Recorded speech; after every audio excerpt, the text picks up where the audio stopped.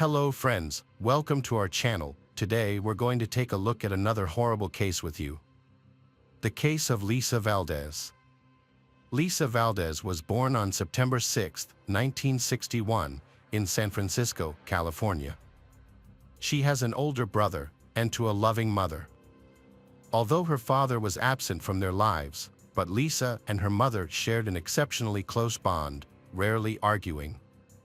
Those who knew them admired the harmony in their relationship.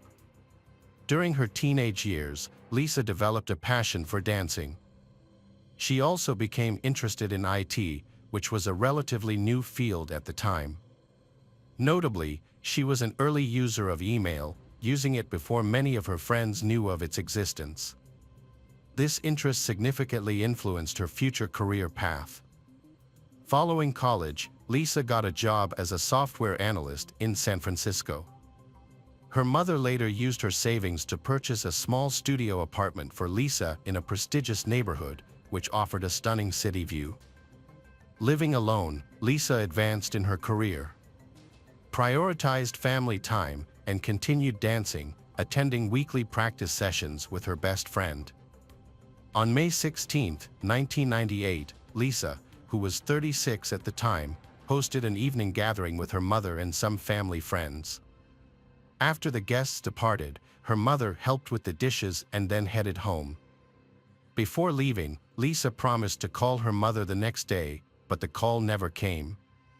Initially, Lisa's mother thought she was simply busy, especially since she had dance practice scheduled for that day. However, as the day progressed without any communication from Lisa, her mother began to worry. The following day, Lisa's mother tried calling her, but there was no answer. She continued attempting to reach Lisa, but her calls went unanswered. On Monday, the fourth day since they last spoke, Lisa's colleagues contacted her mother to express their concern that Lisa had not shown up for work and was not responding to their calls. This was highly unusual, as Lisa was known for her reliability and always notified her workplace if she needed to take a day off. Lisa's mother grew increasingly concerned, so she decided to visit apartment complex to check on her. When she arrived, she witnessed a disturbing scene. The building was surrounded by police tape and there were a lot of police officers. She asked the police what was going on, and they told her that earlier that day, some residents had reported a strange smell coming from one of the apartments. The building manager checked and found an unlocked door, then went inside and found a body on the floor, and they called the police.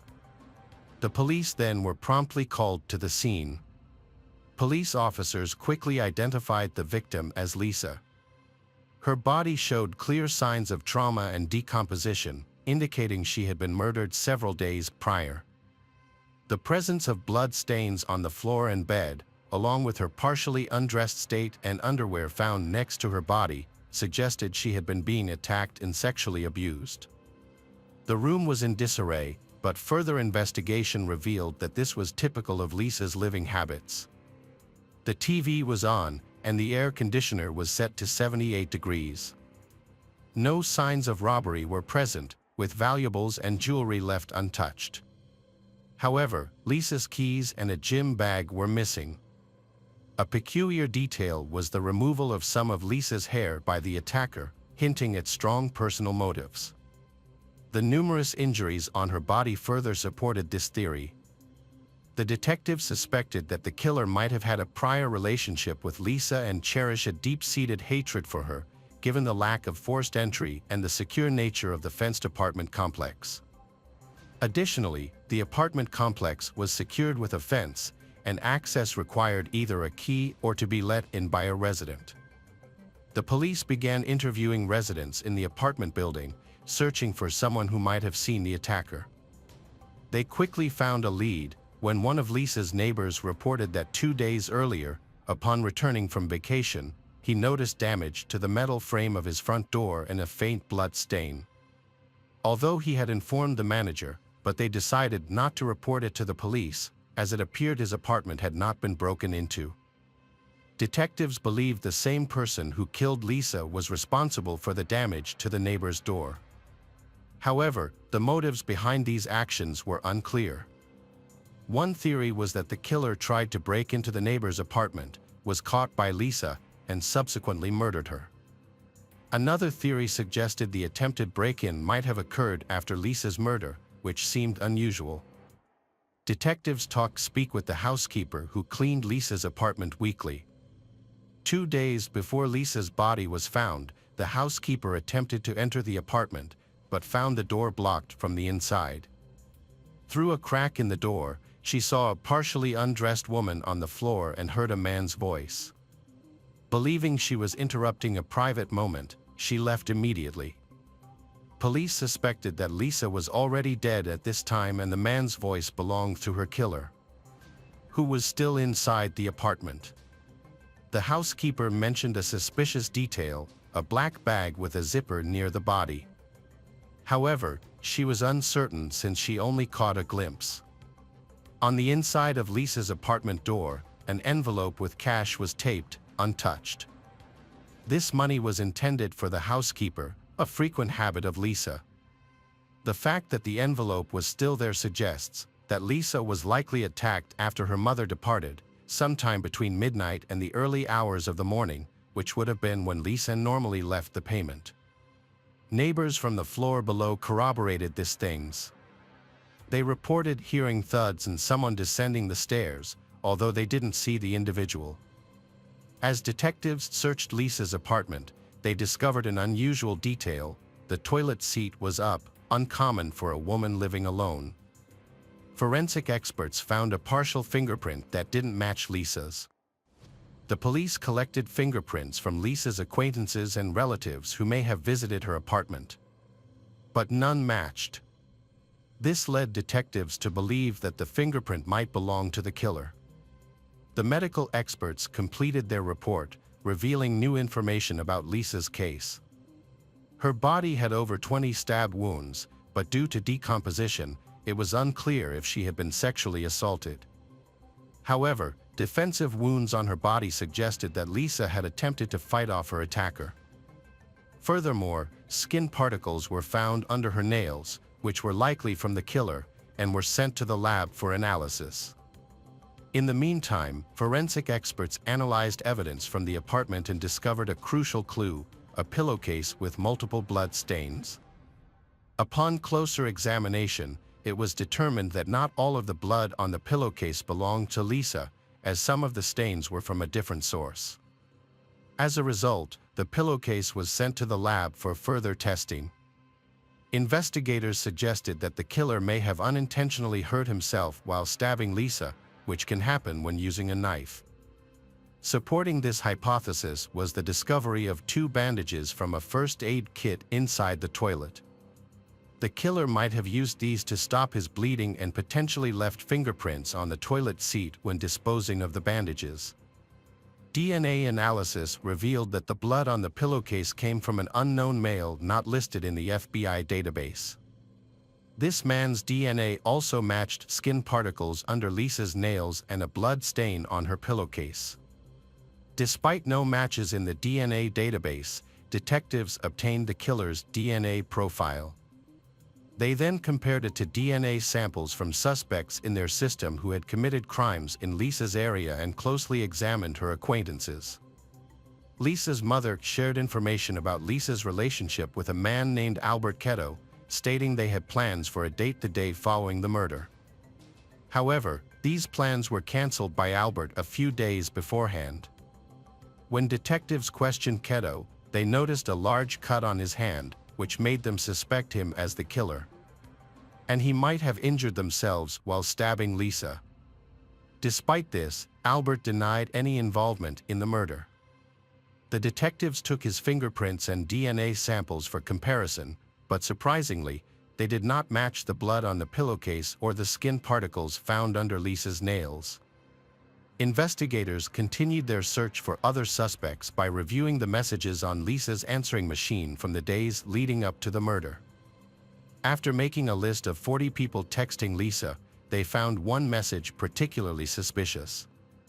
Just hours before the murder, while Lisa still had guests at her home, a man called her, but she didn't pick up, he leaving a strange message: "You know how it goes, Tita. Hey Lisa, Are you home? When police played this message for one of Lisa's friends, the friend immediately identified the voice as Albert Robinson, a work colleague of Lisa's. Albert had made his feelings for Lisa known, but she had rejected his advances. Despite this, they remained friendly at work and, with Lisa considering him a friend. During the memorial service for Lisa, something else happened. Albert attended the service and delivered a speech that left everyone perplexed. He asserted that he and Lisa were intensely in love and had plans to get married and start a family. However, Lisa's friends and mother disputed Albert's things, stating that they were entirely false. According to them, Lisa had mentioned that Albert had expressed interest in her, but she did not reciprocate his feelings. Lisa's mother also emphasized that Lisa would have confided in her about such significant plans. Albert was questioned by the police and he denied being involved in Lisa's murder. He claimed to love her and said he would never hurt her. However, he refused to give the police his DNA sample and fingerprints, which raised suspicions. As a result, detectives continued to investigate him and look for new evidence. It is possible that Lisa's failure to reciprocate Albert's feelings made him hate her and kill her in revenge. The violent nature of the murder suggested that it was personal, and the fact that the killer cut off some of Lisa's hair and took it with him could be related to Albert's fixation on her. Detectives got a search warrant for Albert's house and found it filled with dozens of Lisa's photos, further evidence of his obsession. Despite this, he continued to deny any involvement in the murder. He voluntarily provided his fingerprints and DNA, which were sent to the lab for analysis. However, the lab results showed no match with the DNA and fingerprints found at the crime scene. As a result, he was cleared as a suspect, and the investigation continued. Years went by with no new leads, and the case remained unsolved. Investigators regularly checked DNA and fingerprint databases, hoping the killer would be caught for another crime, but there were no matches. Police were initially baffled that the perpetrator of such a heinous crime did not appear in any databases, so they doubted it was his first serious offense. Despite ongoing searches over the years, the police couldn't find any matches. Lisa's mother made multiple television appearances, pleading for anyone with information to come forward, yet detectives remained without new leads. In 2010, detectives discovered the FBI had begun utilizing a new DNA technology to identify suspects by comparing their DNA samples with those in the database to find relatives. This method, unlike genetic genealogy which emerged later, was only effective for locating close relatives, such as a father or brother. With no other leads, police requested a comparison in 2011 and waited. On September 2nd, lead detective Ive received a call from the FBI. They said that when the experts retested the DNA sample, they got a perfect match. The DNA from blood and skin particles under her nails matched a 52-year-old man named Anthony Hughes, who had recently been added to the FBI database.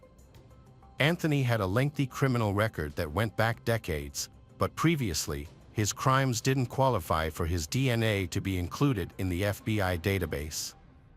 However, due to updates in legislation, it became mandatory for individuals convicted of crimes in California to provide DNA samples, irrespective of how minor the offense was. Anthony's DNA sample was added to the database following his arrest for a minor shoplifting offense. In addition to his DNA, his fingerprints were also entered into the database, and they were found to match a fingerprint discovered on Lisa's toilet seat.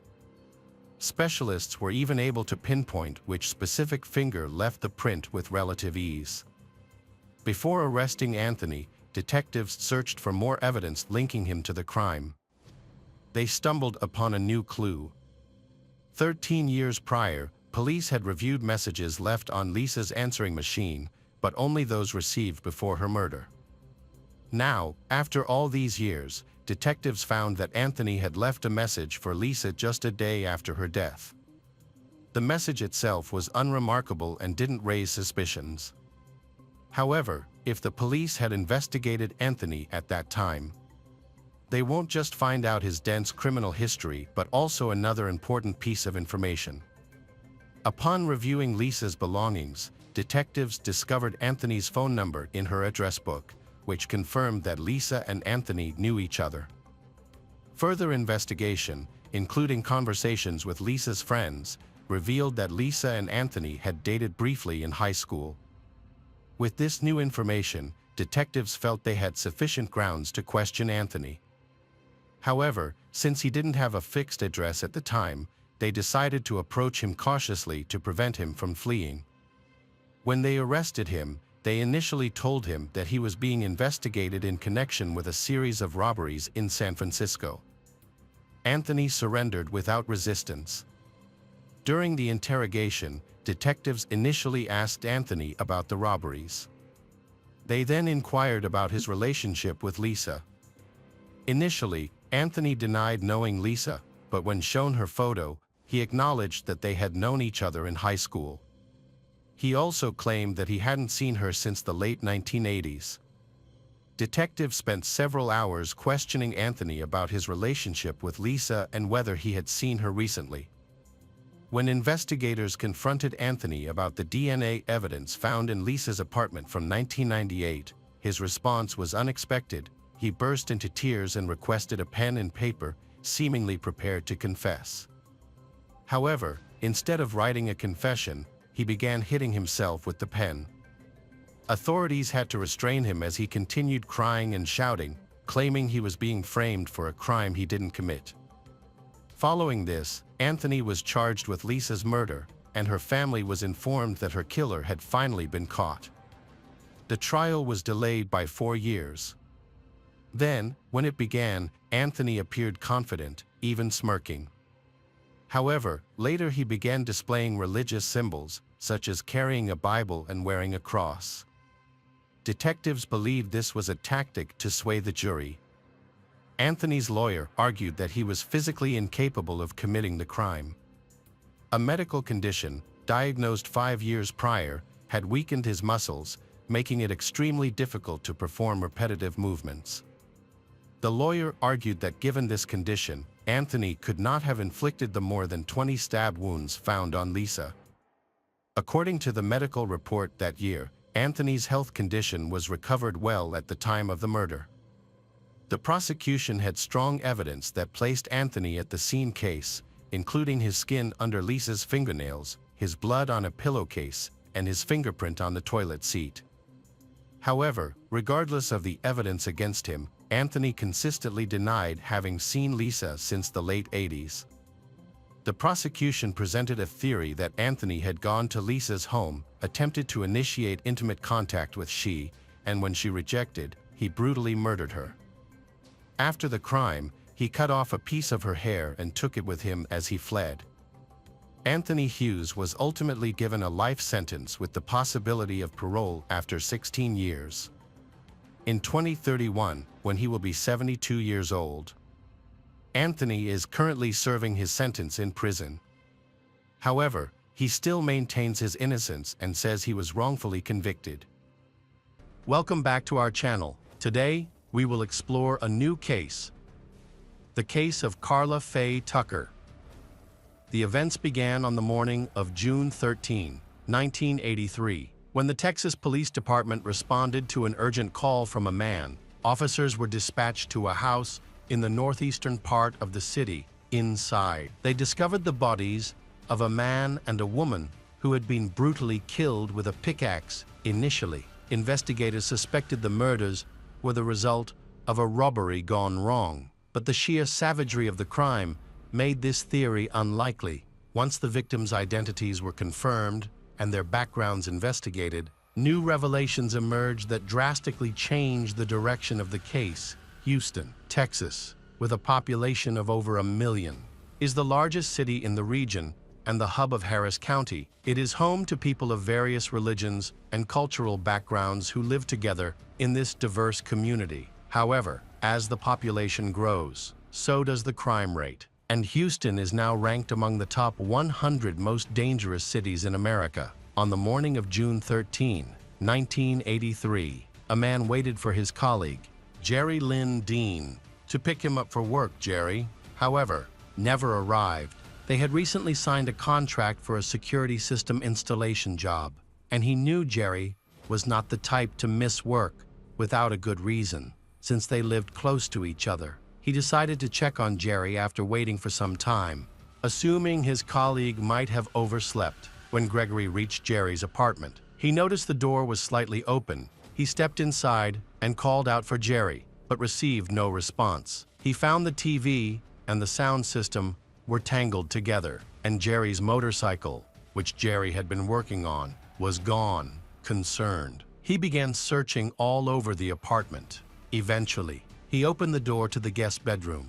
Little did he know that he was about to discover something horrifying. Jerry was found lying on the floor next to the bed, surrounded by a pool of blood. On the bed was a woman unfamiliar to he, with a pickaxe lodged in her chest. Horrified by the gruesome scene, he fled the apartment and went straight home to call the police. When the police arrived at the apartment, they observed that the space was in disarray, with tools, motorcycle parts, and dirty clothes scattered across the floor. In the guest bedroom, they discovered the bodies of Jerry and the unknown woman. The officers documented the crime scene, including the pickaxe, which was identified as the murder weapon. One officer removed the pickaxe from the woman's chest and placed it aside for collection as evidence. The bodies were sent to the Harris County Medical Examiner's office for autopsy. During questioning, the colleague said to the investigators that the apartment door had been open when he arrived, and the interior looked as though someone had ransacked it. He also noticed that Jerry's motorcycle and blue Chevrolet El Camino pickup truck were missing. A search of the apartment revealed that both victims' wallets had also disappeared. Additionally, investigators discovered that the bird hammer used in the attack was taken from Jerry's toolkit. The detectives found no evidence of forced entry into the apartment. Neighbors mentioned hearing loud noises from the apartment early in the morning, but did not call the police, as they neither heard cries for help nor explosion and assumed nothing serious had occurred. Investigators theorized that the perpetrator was either someone the victims knew and willingly let in, or someone who entered through a door that was accidentally unlocked. Meanwhile, the severity of the attack pointed to the possibility of a premeditated murder. The autopsy revealed that Jerry sustained 28 pickaxe wounds, a head injury caused by a blunt object striking the back of his skull through fingerprints. The police identified Deborah Ruth Thornton as the second victim. She suffered 15 pickaxe wounds to her head and chest, with a fatal strike piercing her heart. After ruling out random theft, investigators turned their attention to the victim's close contacts. Jerry had met Deborah just the day before at a pool party. This was the first time they had met. Friends at the party stated that Deborah had attended to relax and escape her personal problems. Further inquiries revealed that Deborah was married and had 2 children. So, suspicion first fell on her husband. The husband was questioned and told investigators that on the evening of June 12, he had been at home with his children. He acknowledged that he and his wife had been having misunderstandings recently, but insisted he loved her and would never harm her. He claimed to know nothing about Deborah's infidelity and said he had never heard of a man named Jerry before. Investigators confirmed the husband's alibi and ruled him out as a suspect afterward. They learn of another person who may have held a grudge: Deborah's father, William. William had a criminal past, including a conviction for assault, for which he had served time. He currently owned a large business in Texas, but was under investigation for tax evasion. Further investigation revealed that Deborah had once been called to testify in court against her father, which could have provided a motive for murder.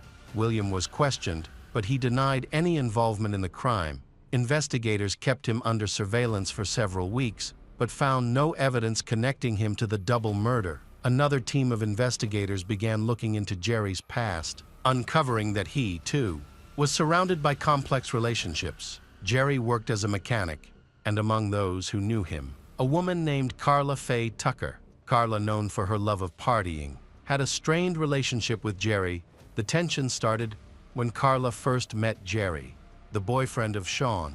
From the start, she had a poor impression of him. She thought he was weak and unsuitable for her best friend. Their conflict escalated after an incident at Carla's apartment. Jerry had parked his motorcycle in her living room, and oil leaked from the bike, staining her carpet. Furious, Carla eventually kicked Jerry out of her apartment that night. In the months that followed, their animosity deepened. One day, when Carla and Sean planned a trip to see their favorite bands, Jerry became very upset. He found Carla's photo album and cut out all her pictures, including the only photo she had with her mother.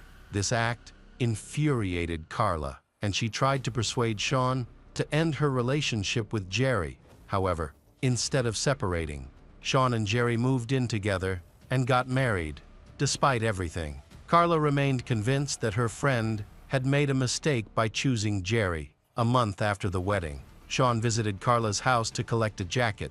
During the visit, Carla mentioned that she no longer wanted to see Jerry. Upon hearing that Jerry had parked outside near her house, Carla stormed outside, confronted him, hit him in the face, and broke his glasses. This incident led to Jerry being taken to the hospital to remove glass fragments from his eye. In June of the same year, Sean and Jerry separated, citing accusations of domestic violence and clashing lifestyles. In retaliation for the alleged abuse she claimed to have suffered, Sean withdrew a large sum of money from Jerry's account and went shopping with Carla. After hearing this, Jerry allegedly began plotting his revenge. Rumors circulated that he had hired someone to attack Carla, intending to disfigure her. Their volatile relationship quickly attracted the attention of investigators. Carla was born on November 18, 1959, in Houston, Texas. To Larry and Carolyn, she had two much older sisters who were said to have negatively influenced her. This influence contributed to Carla starting to smoke at just 8 years old. When she was 10, her parents divorced, and she discovered that Larry was not her biological father. By the age of 12, Carla had begun use with banned substance and lived loosely with men. At 14, she dropped out of school and, following her mother's example, started working as an escort.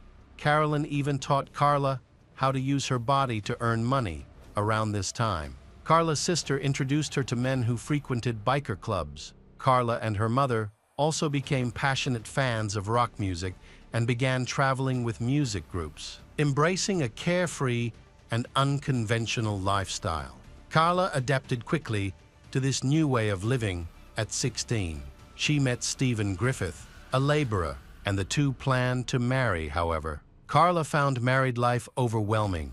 They frequently argued, and their fights often turned physical. Stephen even told his friends that Carla could hit harder than any man he knew. After 2 years of constant conflict, they decided to separate, and Carla returned to her previous lifestyle. When Carla was 20, Carolyn passed away. By that time, Carla had returned to spending time in biker clubs. It was during this period that she became close friends with Sean Dean.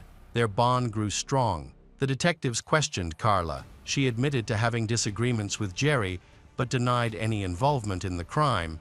Carla allowed the police to take her fingerprints and initially agreed to a polygraph test, but later refused it after her boyfriend advised against it. The fingerprints provided no useful leads, as experts couldn't find viable evidence at the crime scene or on the murder weapon. However, Carla's sudden refusal to take a lie detector test made the detectives even more suspicious of her. Even so, this was not enough to add Carla or Sean to the list of suspects. Detectives continued visiting them regularly, hoping one of them would slip up. Carla appeared completely unbothered and carried on with her life, attending parties as usual. Weeks passed, and detectives still could not find any evidence linking of them. A detective from the homicide department took an interest in the case after hearing the name Daniel Ryan Garrett. Carla's boyfriend, the detective, had grown up in the same neighborhood as Daniel and also acquainted with Daniel's ex-wife. The detective contacted Daniel's ex-wife and asked if she had any information about Daniel or Carla's potential involvement in the Houston double murder. She confessed that she had not seen her ex-husband for a long time and expressed a desire to talk to him about it. On July 18, 1983, the Houston Police Department received an urgent call, judging by the voice on the other end of the line. The caller sounded extremely nervous. He demanded to speak specifically to this detective. It was Daniel's brother, and he claimed to have information about the murder. Daniel's brother confessed that he had kept this information a secret for 5 weeks. He also mentioned a third individual, James Leibrandt, a friend of his, who was present at Jerry's house on the night of the incident. He warned that the situation was escalating because Carla had been talking about killing one of the witnesses to silence them during his interrogation. He said that early in the morning of June 13, Daniel and Carla arrived at his house in a blue pickup truck. Carla bragged that she had taken care of Jerry and an unidentified woman, and both of them asked him to help destroy the evidence. Initially, he hesitated to get involved, but ultimately decided to assist. He burned Jerry's wallet in an ashtray, and the stolen motorcycle parts were dumped into a nearby ditch. On July 20, 1983, Daniel's brother rode a motorcycle to Carla's house with a transmitter hidden under his shirt and a recorder concealed in his shoe. The detective and the investigative team listened from a surveillance van parked a block away.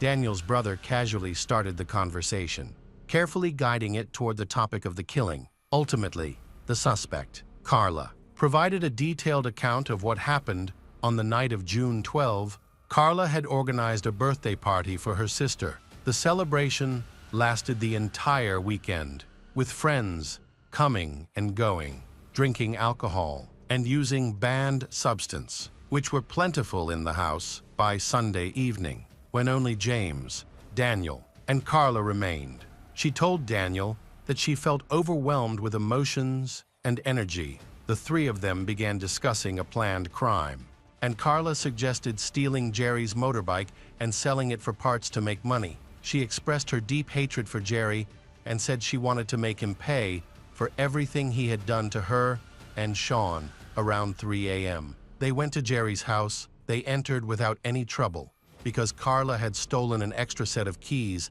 several weeks earlier. At the time, she didn't know why she had taken the keys, but they ended up being crucial on the night of the murder. During a recorded conversation, Daniel's brother asked if they had planned to kill anyone when they entered the house. Carla replied no, explaining that everything had happened spontaneously at the time.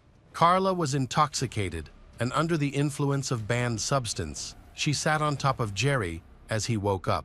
Trying to restrain him, Jerry attempted to free himself by grabbing her hands, but at that moment, Daniel struck him multiple times in the head with a hammer while in her drunken and drugged state. Carla became irritated by the gurgling sounds Jerry, who was dying, was making in a fit of rage. She grabbed a pickaxe and struck his body with it. Carla later admitted that using the flat side of the pickaxe gave her a feeling of arousal. Daniel struck the final, deadly blow to Jerry's head with the hammer and then left the room. At that moment, Carla noticed a woman hidden under a blanket in the corner of the bed. Up to that point, she had been so focused on Jerry that she hadn't realized someone else was there. Carla and the woman began to struggle. Their fight continued until Daniel returned, overcome by rage. Carla attacked the woman repeatedly with the pickaxe,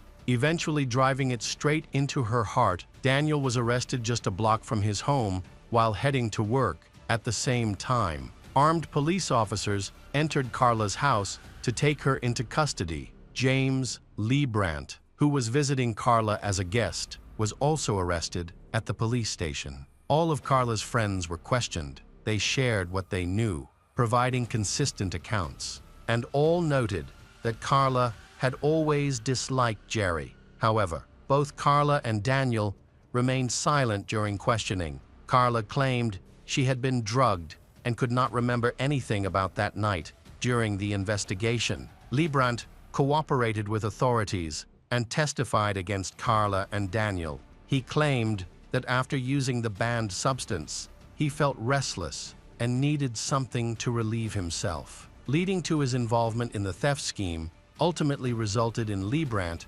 receiving a light sentence. Carla and Daniel were charged with the murders of Jerry and Deborah. Both were held in Harris County Jail without bail. In September 1983, they appeared in court, but their trials were held separately. Carla faced charges for both murders, while Daniel, after testifying at a hearing, had the charge for Deborah's murder dropped. Carla pleaded not guilty and remained in jail, awaiting her trial. During her detention, jail staff reported that Carla behaved defiantly and provocatively. Everything changed, however, while awaiting trial. She began to recover from the effects of alcohol and banned substance. She started reading books from the prison library and, for the first time in her life, picked up a Bible.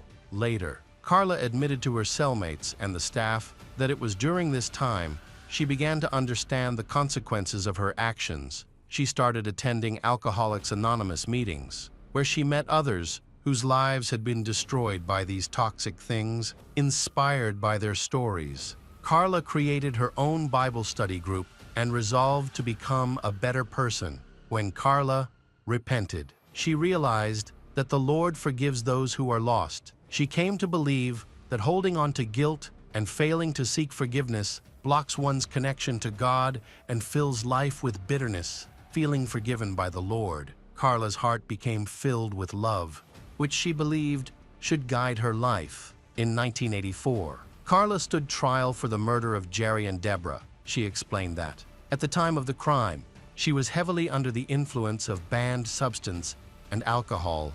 Carla said that the murder was not planned, but occurred as a sudden outburst of anger during a robbery. Fueled by the substances she had consumed, several witnesses for the defense supported her lawyers, arguing that Carla and Daniel, on that night, were unable to distinguish right from wrong. However, the jury could not reach a unanimous verdict on her guilt. Carla was given the chance to testify on her own behalf before the judge made the final decision. She spoke for nearly 5 hours, sharing details about her past and stating that only after being imprisoned did she fully understand her actions. Despite her emotional testimony, Carla was ultimately sentenced to death by lethal injection, becoming the only woman in Texas to receive this punishment. In November 1984, Carla testified at Daniel's trial, hoping he would not be convicted. However, he was also sentenced to death. That marked the last time Carla and Daniel saw each other, while the legal system labeled Carla a murderer. Many saw her as a symbol of reform, initially resigned to her fate of dying by lethal injection. Carla's outlook changed in 1993 when she learned that Daniel, who was awaiting execution, had died of liver disease. This motivated her to fight for her own life with the support of a prison chaplain. She began the process of appealing her case. Carla appealed to have her death sentence reduced to life imprisonment. Her request gained support from notable figures, including Pope John Paul II, the Prime Minister of Italy, Romano Prodi, U.S. House Speaker Newt Gingrich, and televangelist Pat Robertson. Surprisingly, Ronald Carlson, the brother of the victims, Deborah, also supported clemency after witnessing Carla's transformation during her time in prison. Even Hans, the warden of the Huntsville's prison, testified that Carla had been an exemplary inmate. The decision now rested with the Texas Board of Pardons and Paroles, which was responsible for recommending whether her death sentence should be commuted. However, the final authority belonged to Governor Texas George W. Bush. On January 28, 1998, the board rejected Carla's request. In response, she wrote a letter to Governor Bush, acknowledging her actions as acts of extreme cruelty and recounting her journey of transformation. Despite her plea, the governor denied her final appeal just hours before her execution, refusing to commute her death sentence to life imprisonment. On February 2, 1998, Carla requested a peach, a banana, and a salad, with dressing as her last meal, according to prison authorities. She spent the morning with her family from 8 a.m. to noon. While many hoped her final hours would remain peaceful. Others anticipated that the day would be emotionally difficult for all involved until the very end. People awaited the governor's decision. Would he grant her mercy? On February 3, 1998, Carla Tucker was executed by lethal injection in Texas. She had requested the presence of her sister, Kari Weeks, and some friends during her final moments at 6:45 p.m., 8 minutes after the injection. She was pronounced dead. Carla was the first woman to be executed in Texas in 135 years since the reinstatement of the death penalty. Carla was buried at Forest Park, Lawndale Cemetery in Houston later. Accusations arose against Governor Bush, alleging that he lacked compassion for Carla during the appeals process. In response, Bush issued a statement expressing that he had forgiven her, but emphasized that justice still needed to be served for the 2 lives she had taken. Carla inspired the creation of several fictional characters in stories that explored her troubled upbringing and how it eventually led to her crimes. Fred Allen, the execution team's captain, revealed that overseeing Carla's execution caused him deep emotional turmoil. He later resigned from his role in the Texas prison system and became a vocal critic of the death penalty. Allen argued that no one has the moral right to take another person's life, even if it is sanctioned by the law. He also shared that when Carla was brought in, he realized she was the first woman scheduled for execution, and he vividly remembered the details of that day. Carla looked at him and said, "Thank you, Allen, for everything you are doing." Allen replied, "You're welcome," and fastened the safety strap.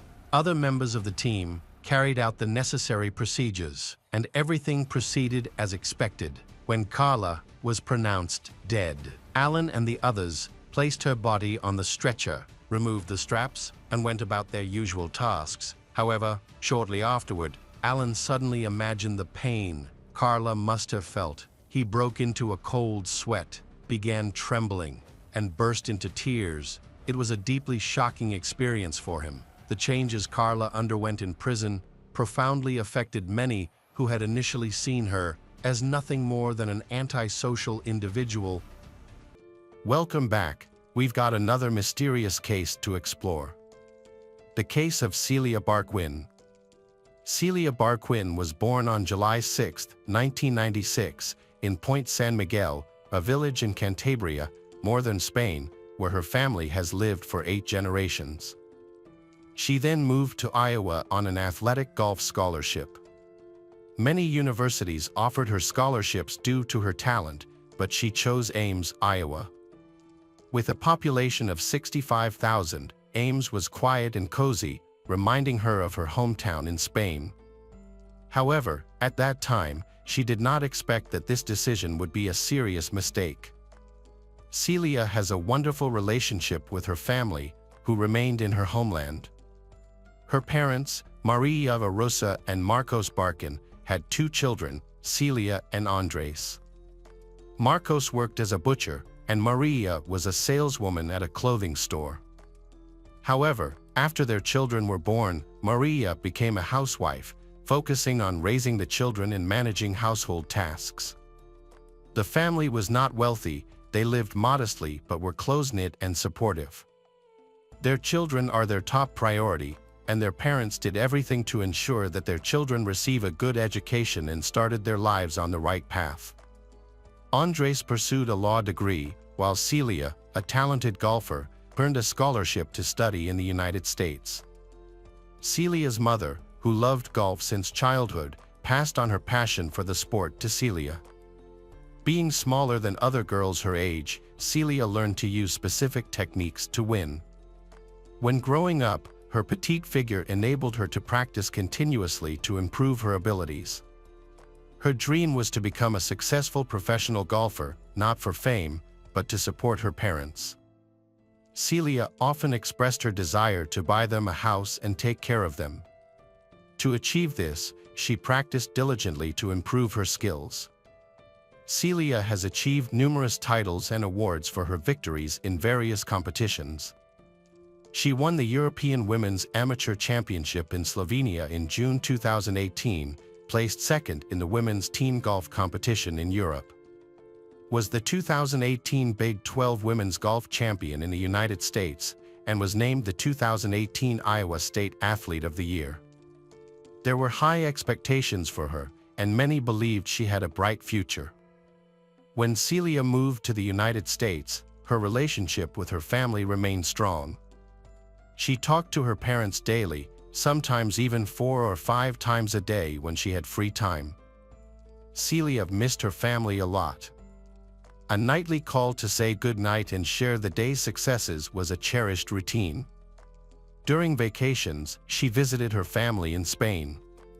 Even while on vacation, she continued to train hard to improve her skills. Her mother supported her passion and often trained with her. Celia was comfortably settled in Iowa, living with her boyfriend, Carlos Nigri Nabeles, in a rented apartment. When Celia and Carlos met at the university, she was dating someone else, but Carlos fell in love with her at first sight. Her charming smile, piercing gaze, cheerfulness, and kindness captured his heart. And her determination and perseverance earned his deep respect. Although Carlos had to accept that she was with someone else, but he became her best friend and consistently supported her. For over a year, he stood by her side. Then she became disillusioned with her boyfriend and broke up with him. After another walk together, Carlos finally confessed his feelings, and Celia pulled him by the shirt, kissed him, and without saying a word, left in a car. He was so happy she felt the same way that he ran around his room shouting with joy. That's how their romance started. To celebrate the beginning of their relationship, Carlos even set off fireworks to impress her and sent her a video where he told her she was amazing and 1 in a million. From then on, they were inseparable, and over time, they moved in together and started living together. Lately, their conversations were filled with dreams about their wedding venue and even the names of their future children. They were already engaged and planning the most important event of their lives for May 2017. Carlos had graduated from college and secured a job at an engineering firm in Ames. Celia was in her final semester at Iowa State University, also majoring in civil engineering. After completing her athletic career, she aspired to become an engineer and make a positive impact on people, wanting to demonstrate that women can succeed in construction as well. Celia excelled in her studies and successfully showed that women can thrive in this field. Celia had many friends and enjoyed surprising them with delicious Spanish dishes that she cooked very well. Among the university students, a popular video showed her skillfully tossing a Spanish omelet, flipping it in the air, and adding butter to make it burst like a fireball. Her friends loved this performance and often asked her to repeat it. In the summer of 2018, Celia spent her time in Spain with her family before returning to Iowa to graduate. She was a promising athlete on the Iowa State women's golf team and also competed individually. She was preparing for an upcoming competition. But unfortunately, those plans did not materialize. Celia's assassin has been following her and he has also planned an attack. On the ill-fated day of September 17, 2018, Celia arrived at the golf club after finishing a conversation with her mother. The staff, familiar with she, informed her that a group of 15 older men from Des Moines would also be playing golf. At 8:45, the group was sent to the starting line near the first 4 holes. Celia watched them arrive in golf carts and start playing.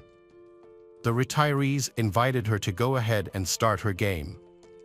Celia pushed the golf club to the first hole and then moved to the 4th hole to avoid delaying the older men.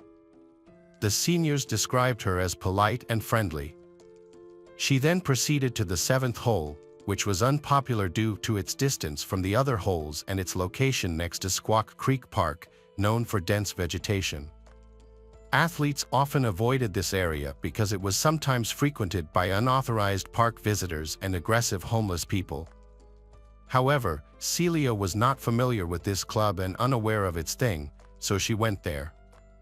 To reach the 9th hole, players must cross a bridge along a wide path and then pass through a wooded area.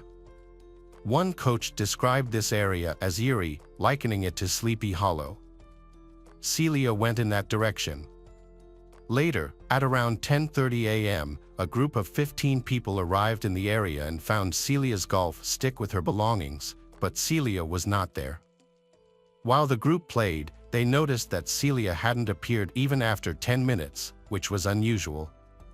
Concerned, they decided to approach Celia's golf stick and look for her.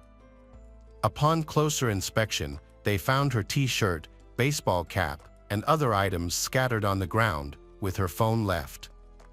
While it seemed some items might have accidentally fallen from her pocket, the presence of her t-shirt and the abandoned phone was puzzling.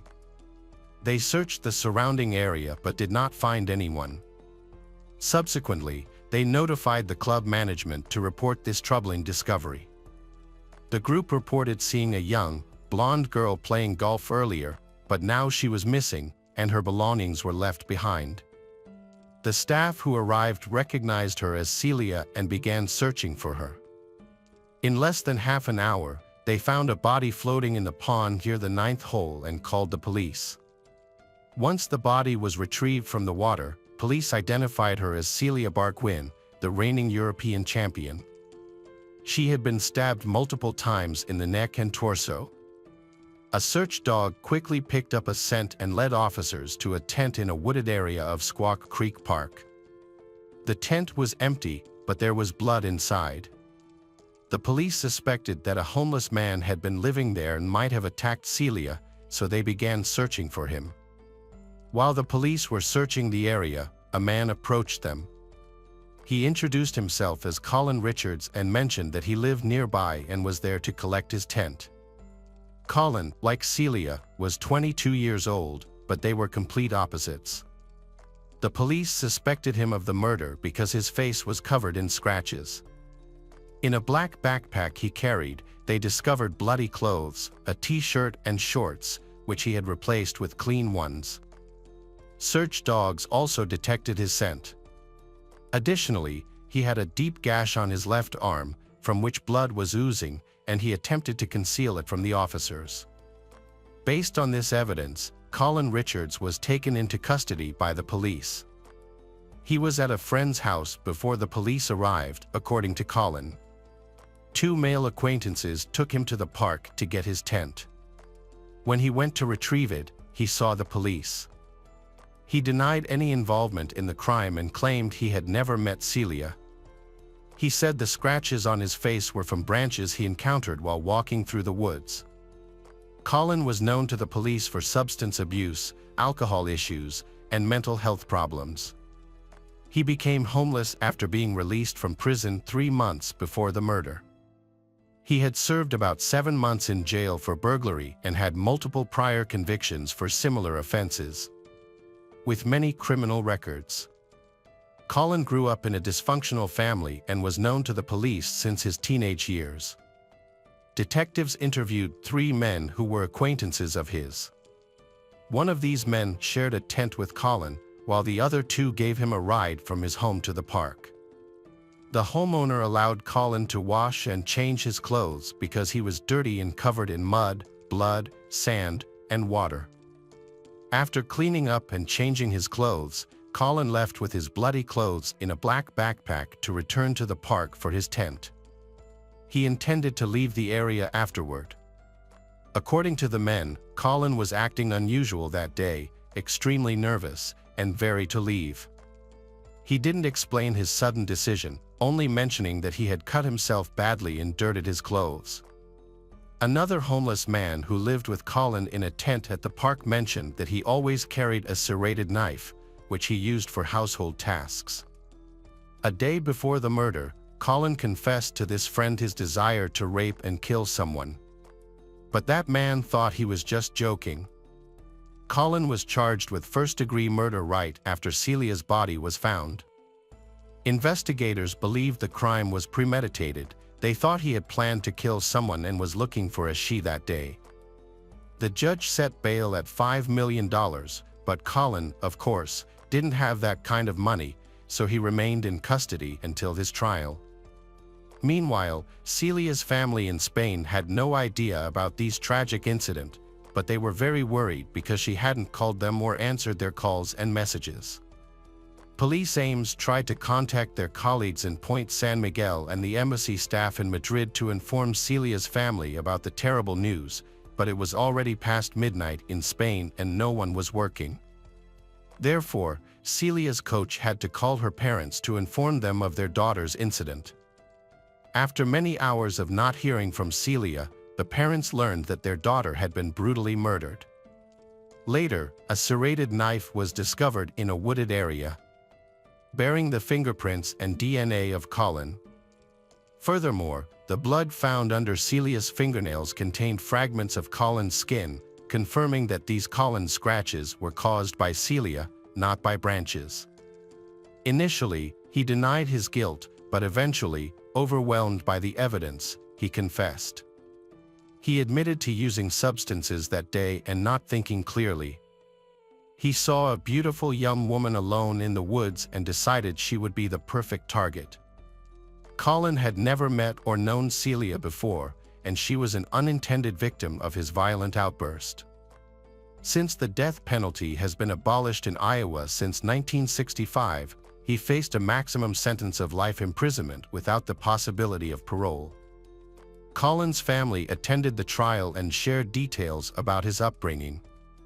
His parents were never married or living together when he was born. For the first 10 years of his life, Colin lived with his father, who was strict with him. His father often sent him to bed alone while he went out to the bar. During this time, only Colin's grandparents looked after him. Later, his mother fought for custody and took Colin to live with her. By then, she had remarried and had 2 more children. They moved to the countryside, believing it was more peaceful. The family maintained strict discipline, and Colin's room was so tidy that they joked he should join the army.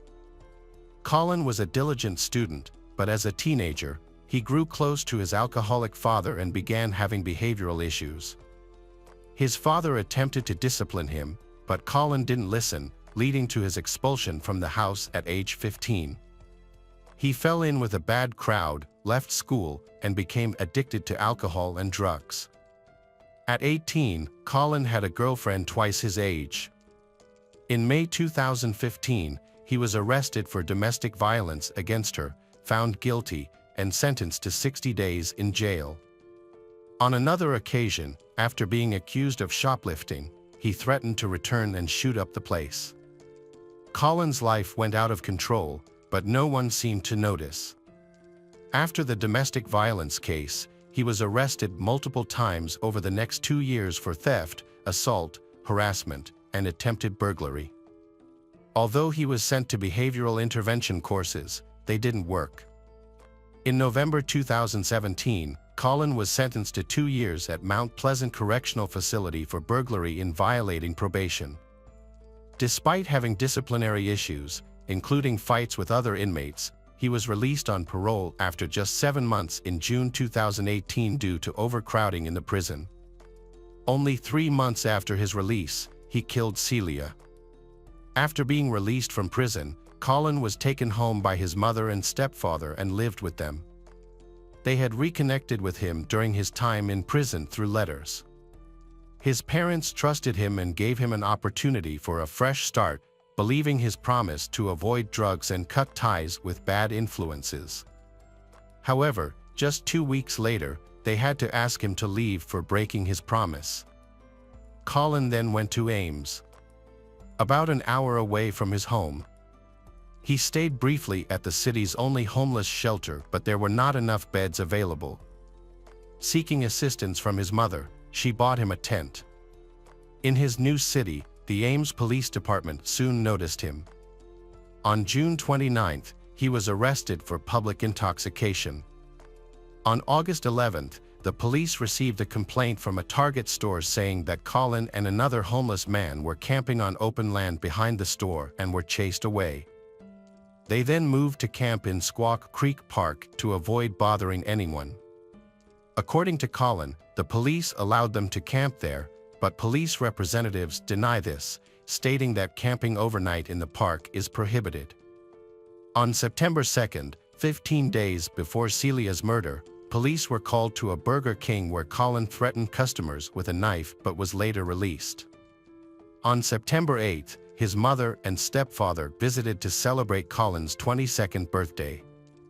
They took him out for dinner and to a laundromat to wash his clothes.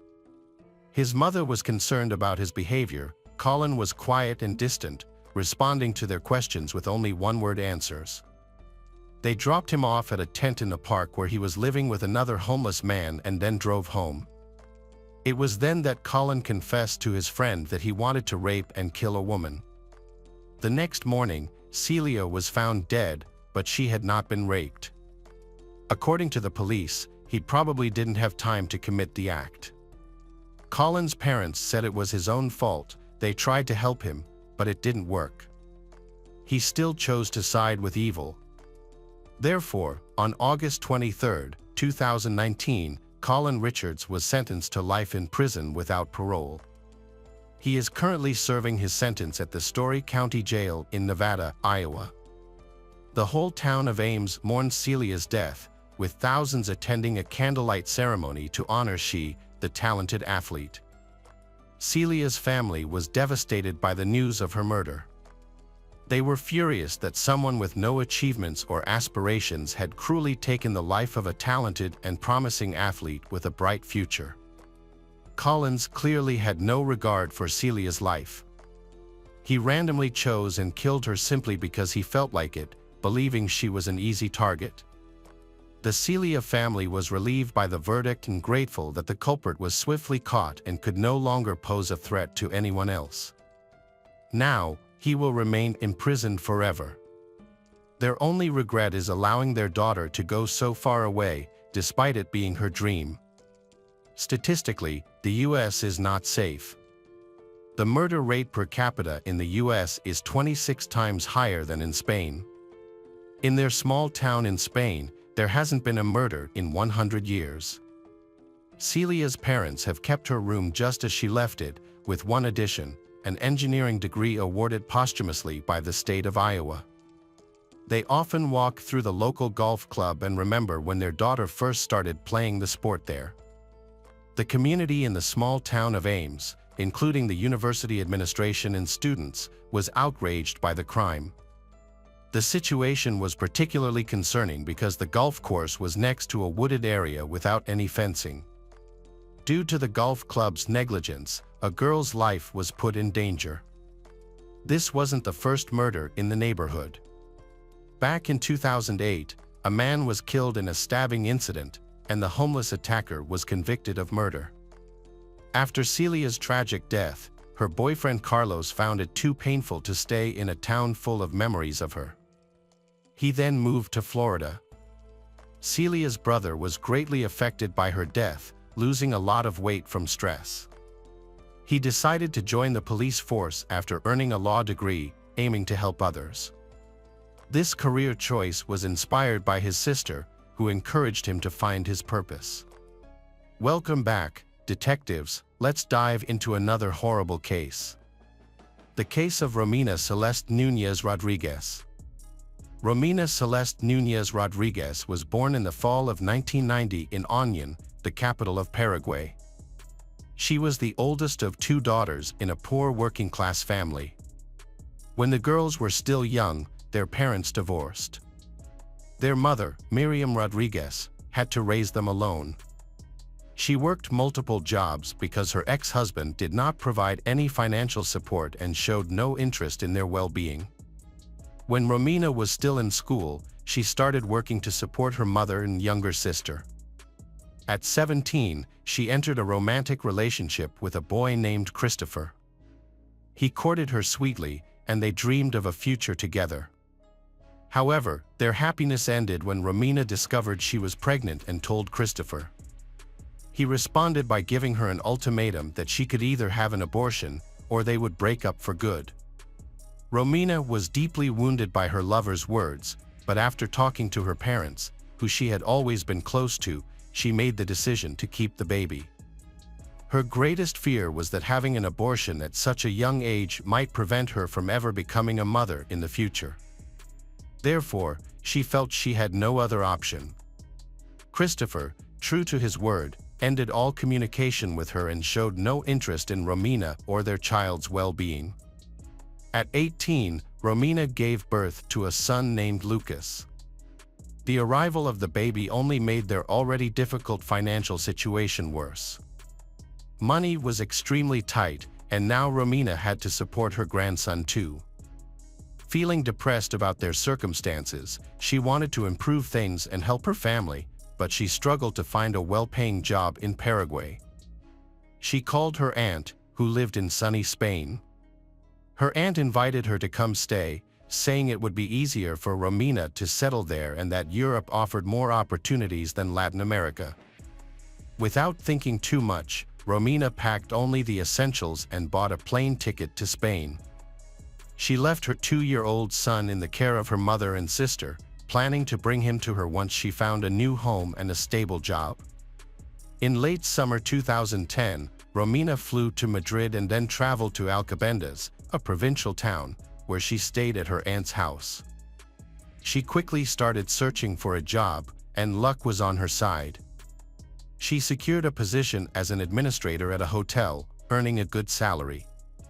She sent some of her earnings back home and used the rest to rent her own apartment, so as not to impose on her generous relatives. Romina soon met a man named Javier, and they entered into a tumultuous relationship.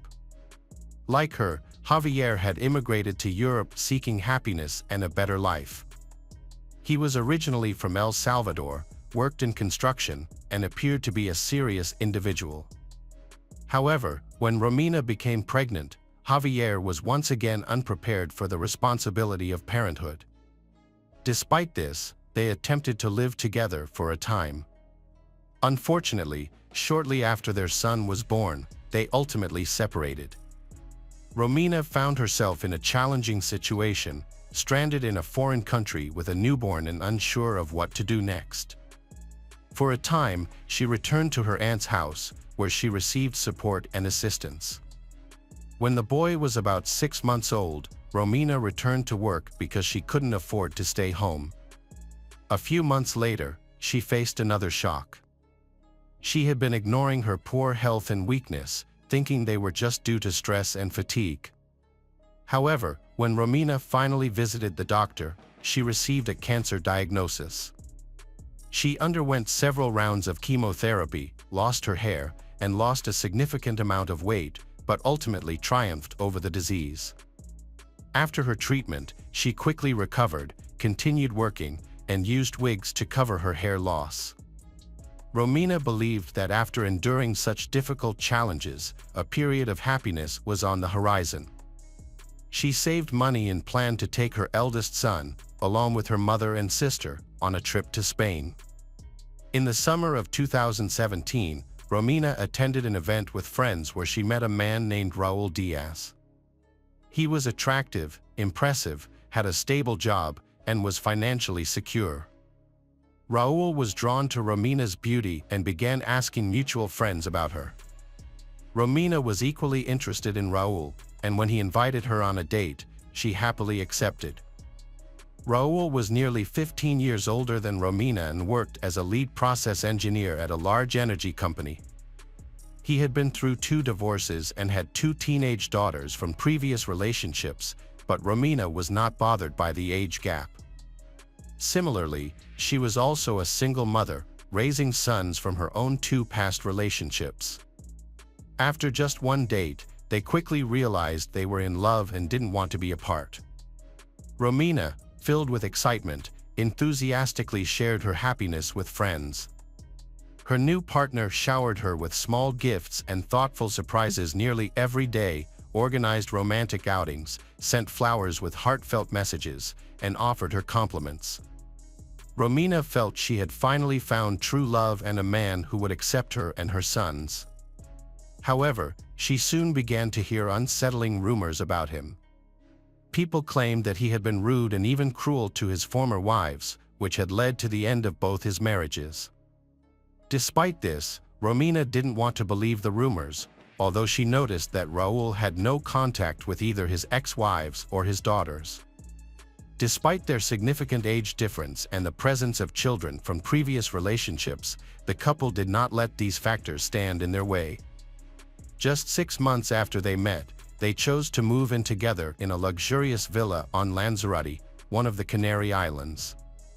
To Romina, this place felt like paradise, but her happiness was short-lived. Raul, who initially seemed like the perfect partner, soon revealed a controlling side. At first, they lived with Romina's youngest son, and Raul made an effort to take care of the child. Romina even believed he would be a great father to her boys.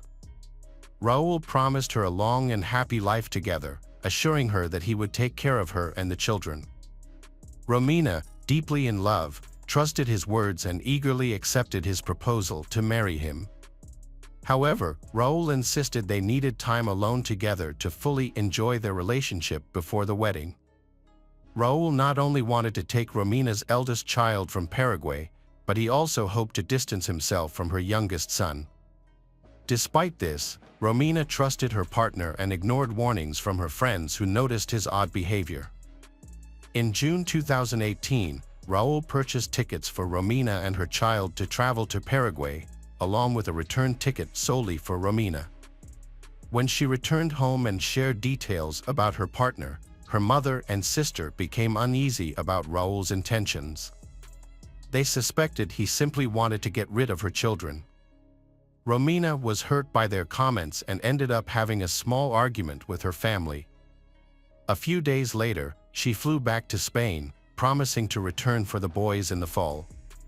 When Romina got back, she received a warm welcome, and for 2 months, she was happily alone with Raul.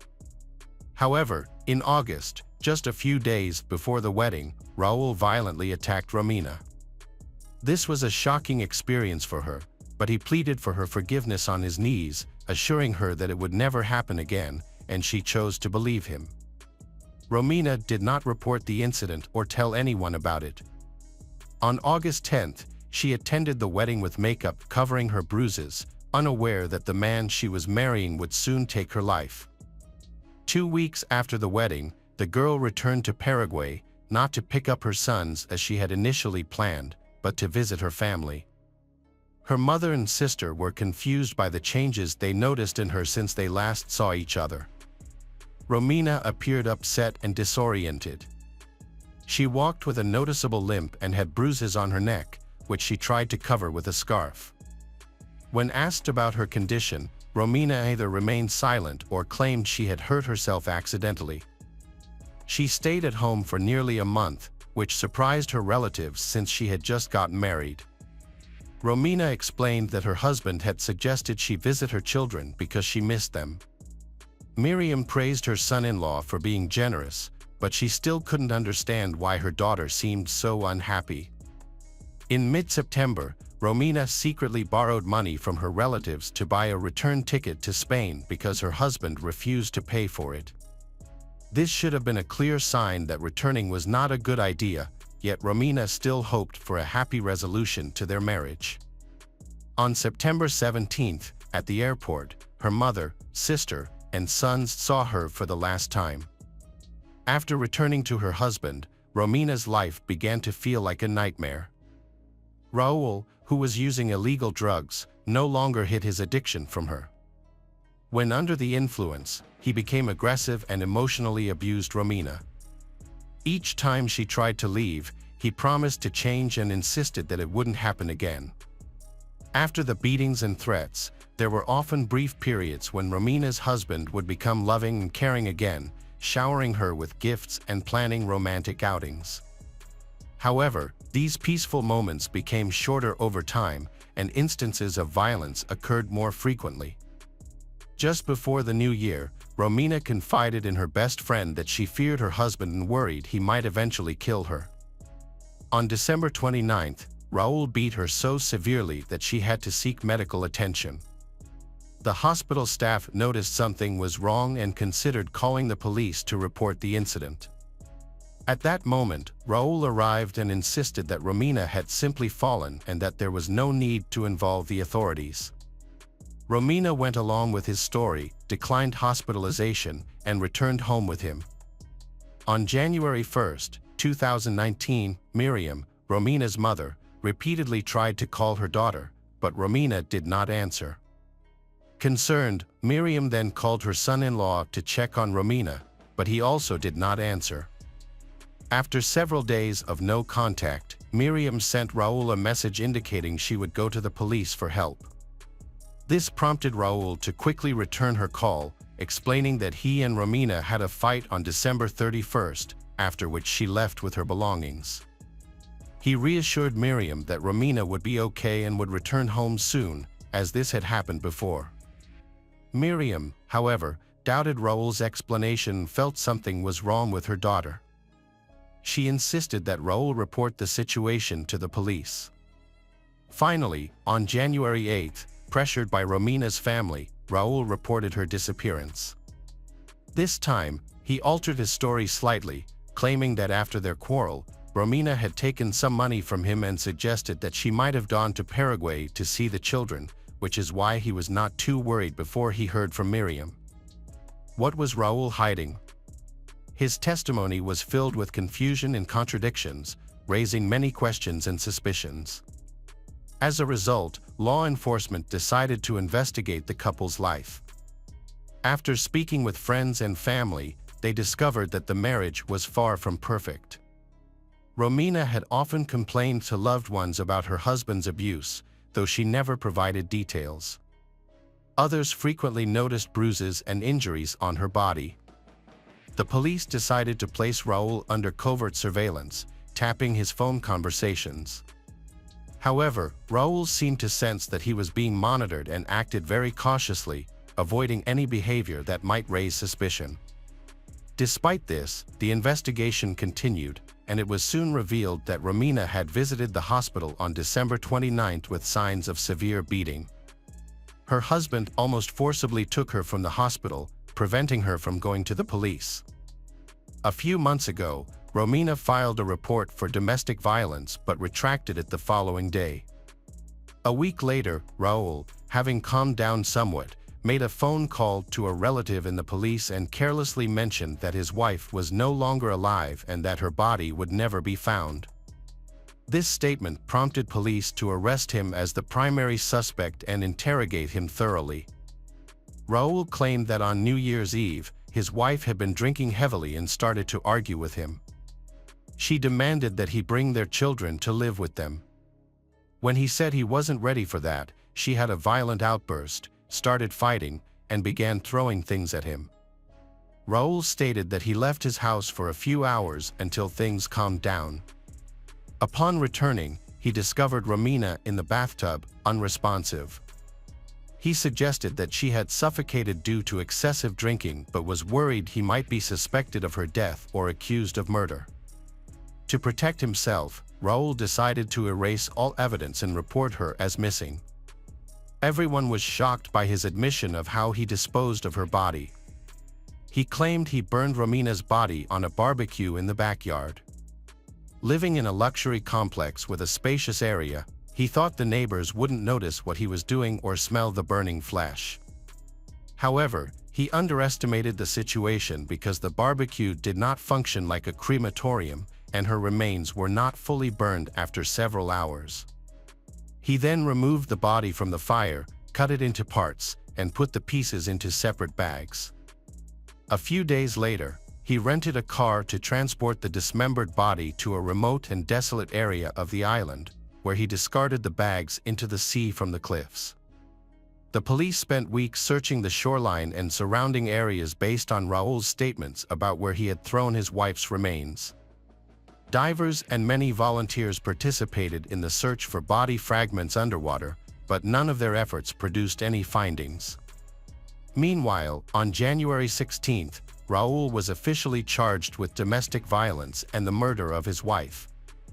This development followed a detailed search of his home, which utilized specialized equipment and luminol. This search uncovered multiple traces of washed blood in different rooms. Investigators discovered that Raul had been ordering caustic soda online, a substance used for removing organic materials and paint. In one of the second-floor rooms, he had scrubbed a bloody stain on the floor so aggressively that he damaged it and then attempted to cover it up with paint. According to investigators, this is the room where Raul dismembered his wife's body. Additionally, a broken piece of Romina's fingernail was found on the floor, which had traces of blood and Raul's skin cells, suggesting that she may have been alive and fought back during the incident. Also in the bathroom, investigators discovered Romina's contact lens stuck to the wall, possibly from a strong impact to her face. Despite extensive searching, law enforcement could not find any other remains. Meanwhile, a tourist called to report a lung fragment he found on the beach. He was unsure if it was from a human or an animal, but knowing that authorities were looking for a body in the area, he reported his discovery. By the end of February, forensic analysis confirmed that the lung fragment belonged to Romina. Raul continued to claim his innocence despite the evidence and examination results. He maintained his original belief that the woman had drowned in a bathtub while heavily intoxicated, even though evidence suggested there had been a violent struggle. He also stated that he did not use any tools to dismember the body. Instead, he claimed to have tried to burn it completely on a barbecue, asserting that the remains fell apart due to the heat, and he then placed them in bags to dispose of. This account was false for several reasons. First, the body of the adult Romina could not have fit in the fixture in his yard. Second, bones cannot become so fragile from fire that they fall apart without tools. Additionally, separating the lung from the body would require opening the chest, which cannot be done with bare hands. The investigation could not determine exactly how Raul killed his wife, but the evidence of a struggle in their home suggested that he may have beaten her to death. It was clear that Raul dismembered her body in the same room where he later repainted the floor to hide the blood. Eventually, faced with overwhelming evidence, he admitted that he accidentally killed his wife during a fight, contradicting his earlier claim that he found her dead in the bathtub. Despite his claims that she was drunk and violent, the defendant was found guilty in June 2023. Romina's family felt the sentence was too lenient. He received a 12.5-year sentence for involuntary manslaughter, 2 years for confirmed domestic violence, and 1 year for causing serious bodily harm to Romina in December 2018 when she was hospitalized. He also received several months for bodily abuse. In total, the combined punishment was less than 16 years in prison.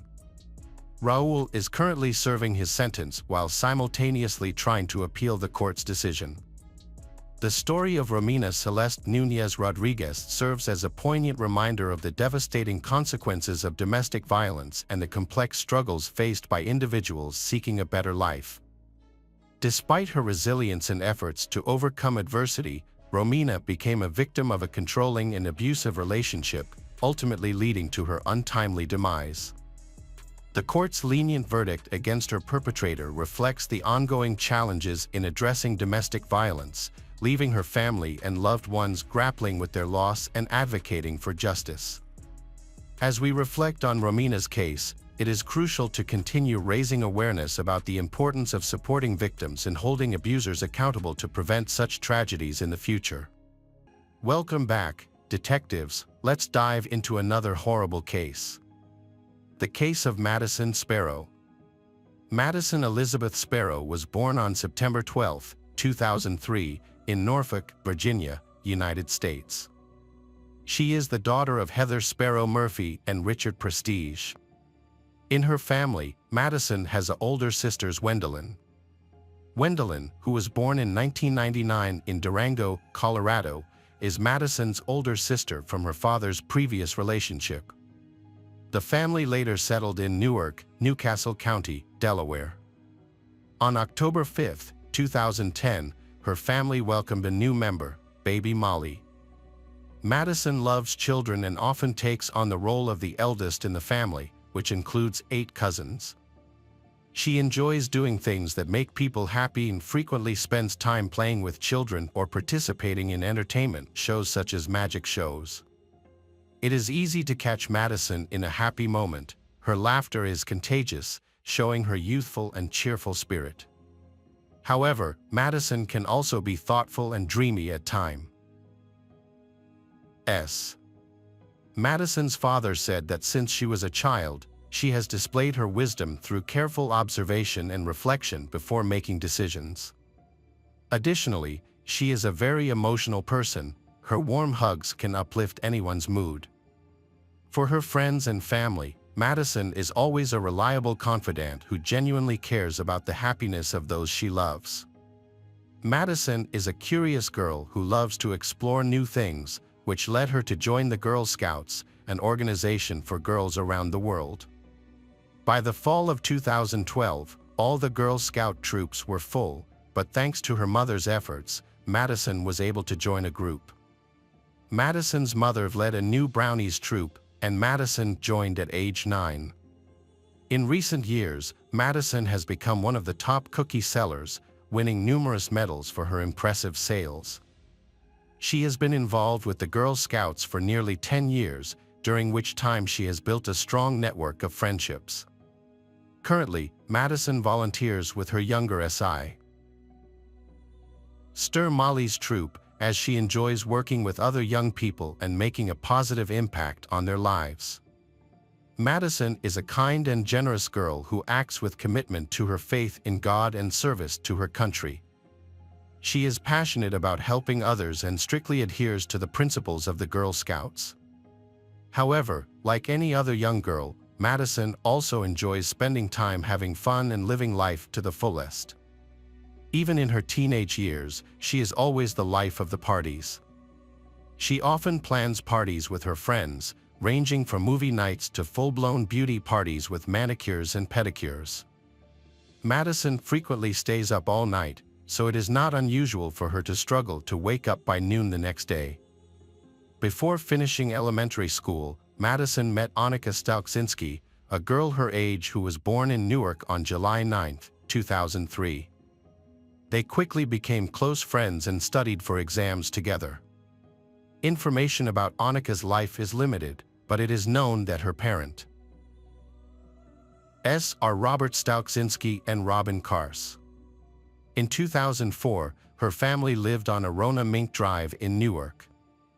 After finishing elementary school, Annika and Madison went to middle school, where they made a new friend named Noah Sharp.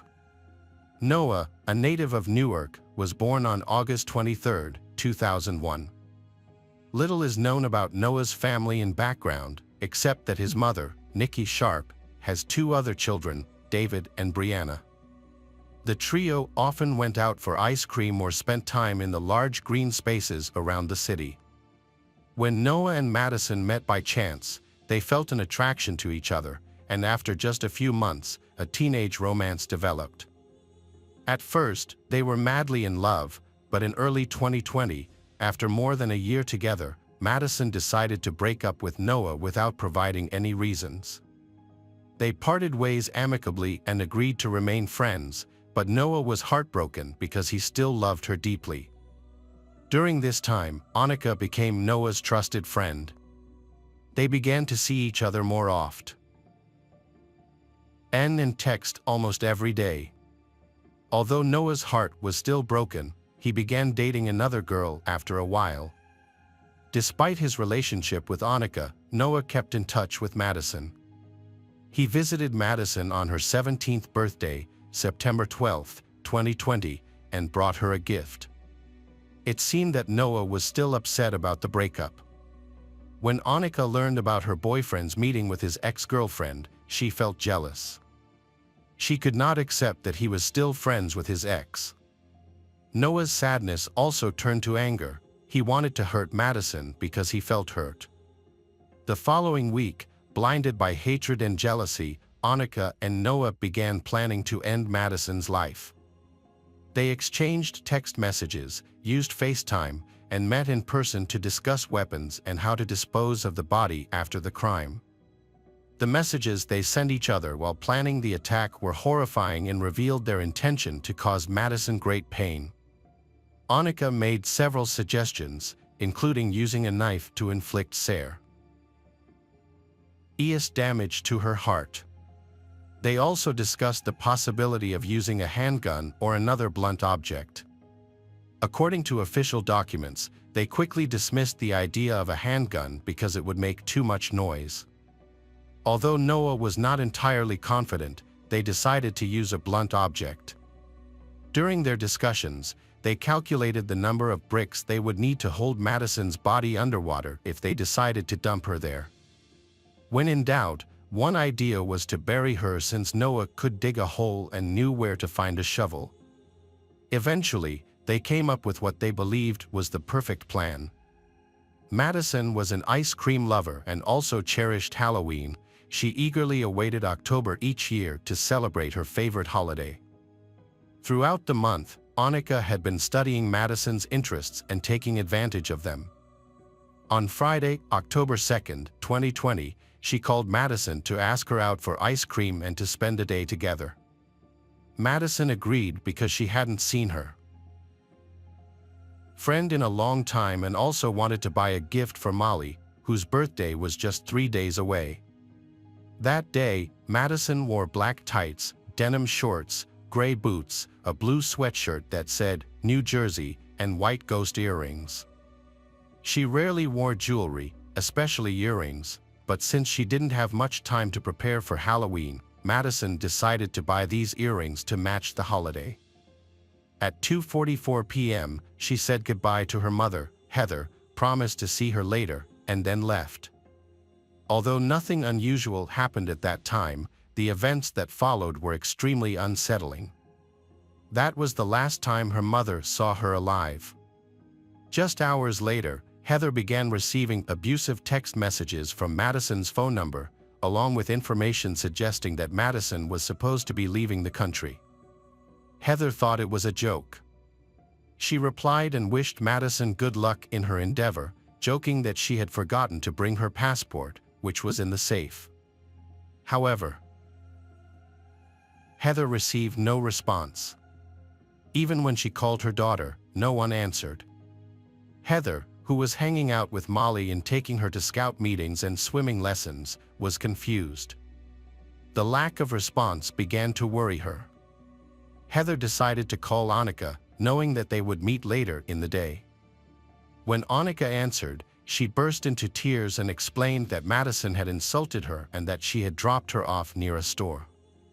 Annika then suggested contacting Noah, but he did not respond.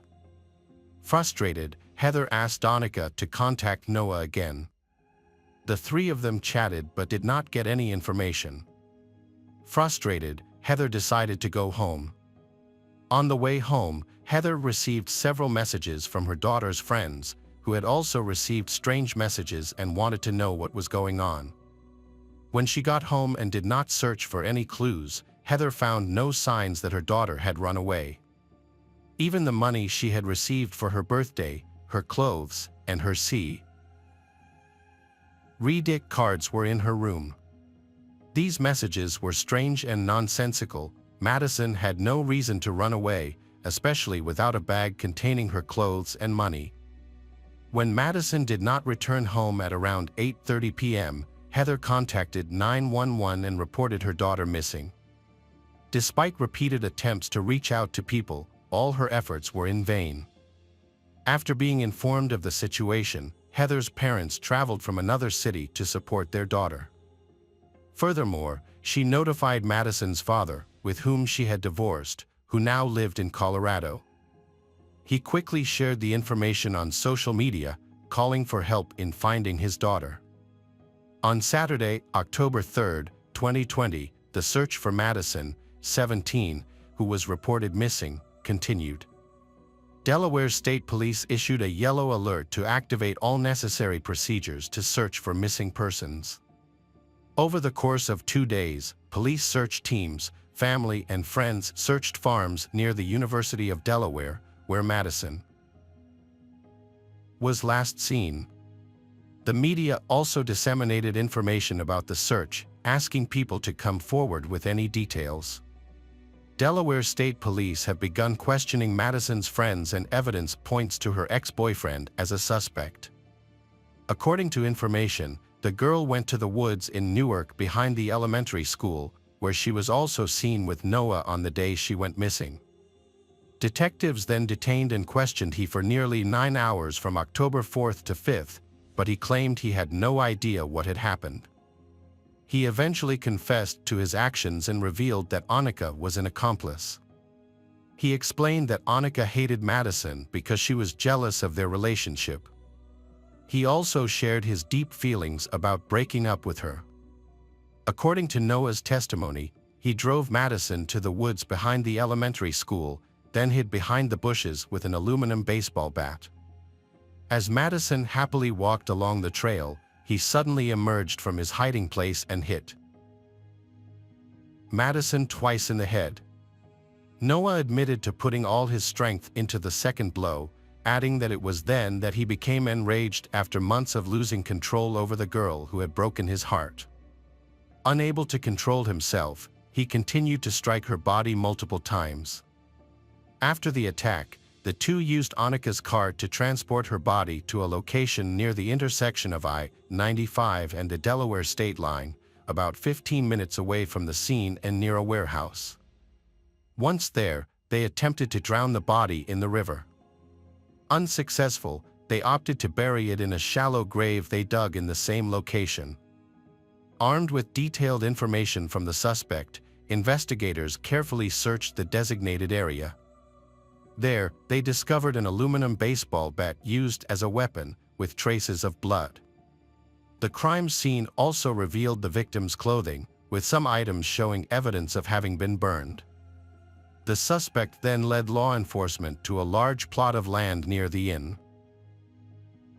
intersection of I-95 and the Delaware state line, where he and his accomplice had secretly buried the body. On Monday, October 5, 2020, Corporal Heather Piper announced the discovery of Madison's body. The news sent shockwaves through the victim's family, friends, and community. Several days later, on Saturday, October 9th, hundreds gathered at the high school football field to remember and honor Madison. An autopsy revealed that Madison died from blunt force trauma to the head. Experts also found the DNA of Noah and Annika on physical evidence collected at the scene and where the bodies were found. Noah faces charges of first-degree murder, possession of a deadly weapon during the commission of a felony, and first-degree conspiracy. He has been placed in a correctional facility on a $1 million bail. More than a month after the tragic event and after processing the necessary evidence, Annika, 17, was also arrested. She was indicted by a Newcastle County grand jury on charges of first-degree murder, possession of a deadly weapon during the commission of a felony, and first-degree conspiracy.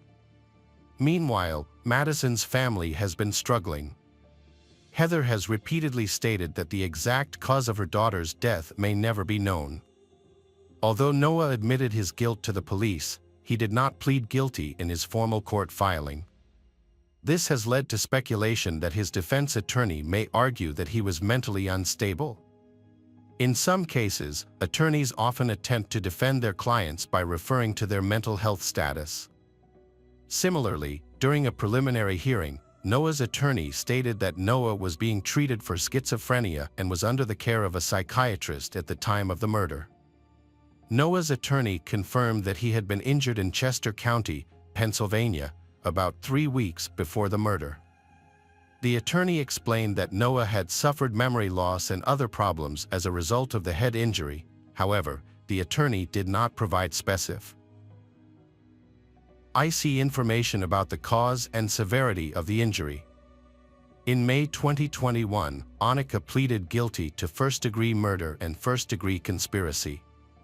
Her attorneys negotiated with prosecutors, and Annika agreed to testify against Noah regarding his intention to kill Madison.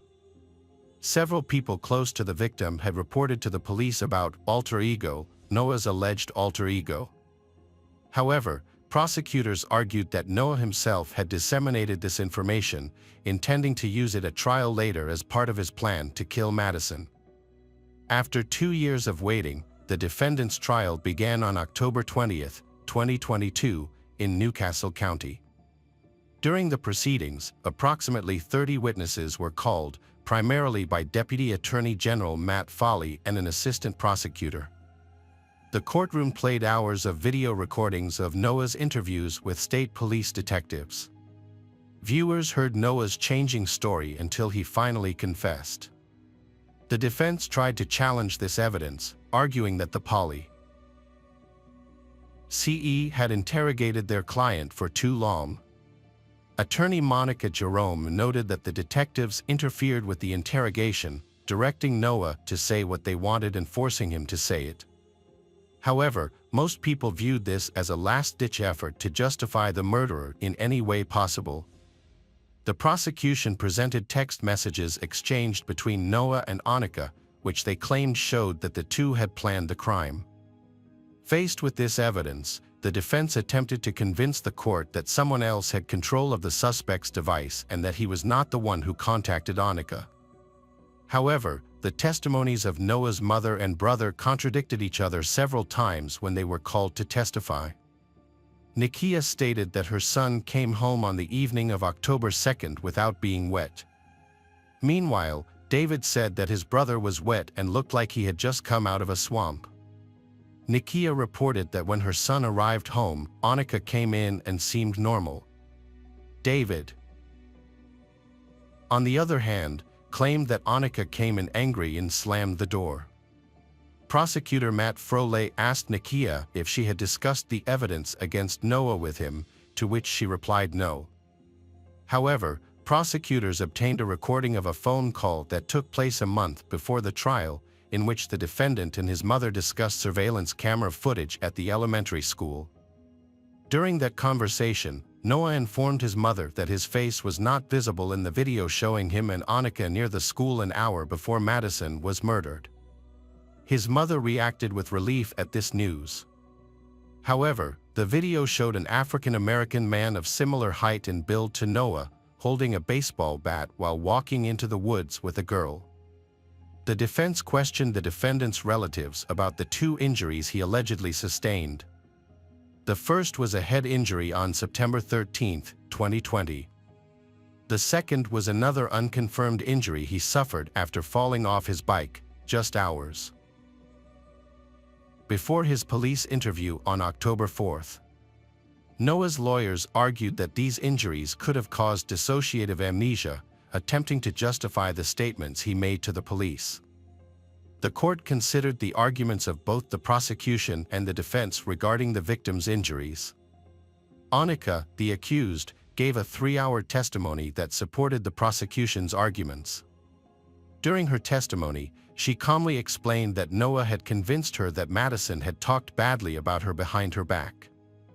However, Madison's family and friends insisted that she had never spoken ill of her friends. After 8 days of trial and more than 250 pieces of evidence presented by the prosecutors, the jury took just 3 hours to reach its final verdict. Noah Sharp was found guilty on all counts, including first-degree murder, and sentenced to life in prison without the possibility of parole. When the jury's verdict was announced, neither Noah nor his mother showed any emotion, Noah simply reneged and smiled at his mother. The Madison family cried tears of relief before leaving the courtroom. In Annika's case, when she was convicted, prosecutors stated that under Delaware law, she would be sentenced to life in prison with the possibility of parole after 30 years, since she was a juvenile at the time of the crime. It was a calm night in the semi-rural Melbourne suburb of Mornington. A small family was getting ready for bed. A pregnant mother was sleeping upstairs, her little girl was tucked in her bed, and the father was quietly moving around the house. Everything seemed normal, no loud arguments, no signs of trouble. By the next morning, things were seriously wrong. What really took place that night? John Miles Sharp was born on February 28, 1967, in the small coastal town of Mornington, Victoria. He was the middle child in a large family with 6 siblings. Unlike his siblings, John was quite different. He was withdrawn, quiet, and struggled with extreme shyness. From a young age, he found social situations overwhelming, which often left him feeling drained. While his brothers and sisters easily made friends and played with others, John stayed on the sidelines, dealing with anxiety and feeling out of place. His closest relationships were with his parents, as he found the outside world to be unfriendly and unwelcoming. School was not a refuge for him. He had a few classmates he talked to, but no genuine friendships and no one to share his thoughts with. Nonetheless, he persevered and graduated. By the 1990s, he found a job at the Commonwealth Bank, and that's when everything started to change. Anna Kemp entered John's life like a ray of sunshine. She was cheerful, outgoing, and full of energy, a confident, intelligent woman from New Zealand. At 27, John was younger than Anna, who was 31. Despite their differences, they were drawn to each other. Anna's warmth complemented John's quiet steadiness. Working together every day allowed them to grow closer, and soon they fell in love. After a year of dating, they officially became a couple and married in October 1994. Although Anna was far from her family in New Zealand, she maintained a strong connection with them, especially her mother. They often spoke on the phone, sharing love, encouragement, and updates about her new life in Australia. Anna came from a deeply religious background, and her faith was a strong foundation for her life. For her, marriage was not just a legal contract, but a sacred commitment. After the ceremony, once they settled in and the honeymoon phase passed, Anna began to notice something she hadn't recognized before. John had changed. He became quieter, colder, and emotionally distant. She later shared with friends and family that it felt like something vital had been turned off. The relationship suddenly felt empty, lacking passion. Although John would have outbursts of anger, Anna remained committed because she believed in their vows, in making an effort, and in the importance of giving it time. In August 2002, Anna experienced immense joy with the birth of her daughter, Gracie. Becoming a mother was one of the happiest moments of her life. However, shortly after Gracie was born, doctors diagnosed her with hip dysplasia, which meant she needed to wear a corrective orthopedic brace for the first 3 months. This made for a difficult start. Anna spent sleepless nights caring for Gracie and adjusting to her new role as a mother. In contrast, John struggled to connect with their daughter. From the beginning, he was distant, showing no warmth or affection. Multiple sources indicated that he felt resentment towards Gracie, even going so far as to call her a harsh name that revealed a troubling lack of empathy. Her cries frustrated him, and her needs interrupted his life. The marriage was falling apart. Anna shared with her family that there was constant tension in the house. Communication was minimal, and even minor decisions turned into arguments. She wondered if their difficulties were due to lack of sleep or if they were simply going through a tough time. Anna hoped that as Gracie got older, things would improve. Unfortunately, the situation only grew more unstable. Shortly after Gracie was born, John made a significant choice. He quit his job at the bank. He began working from home as a conveyancer, handling the legal paperwork for real estate transactions. This change provided him with flexibility and independence. He operated his business from a small office in their home, becoming even more isolated than before as he was already a withdrawn person. As time passed, Anna noticed that John's choice wasn't driven by ambition, but rather by a desire to escape.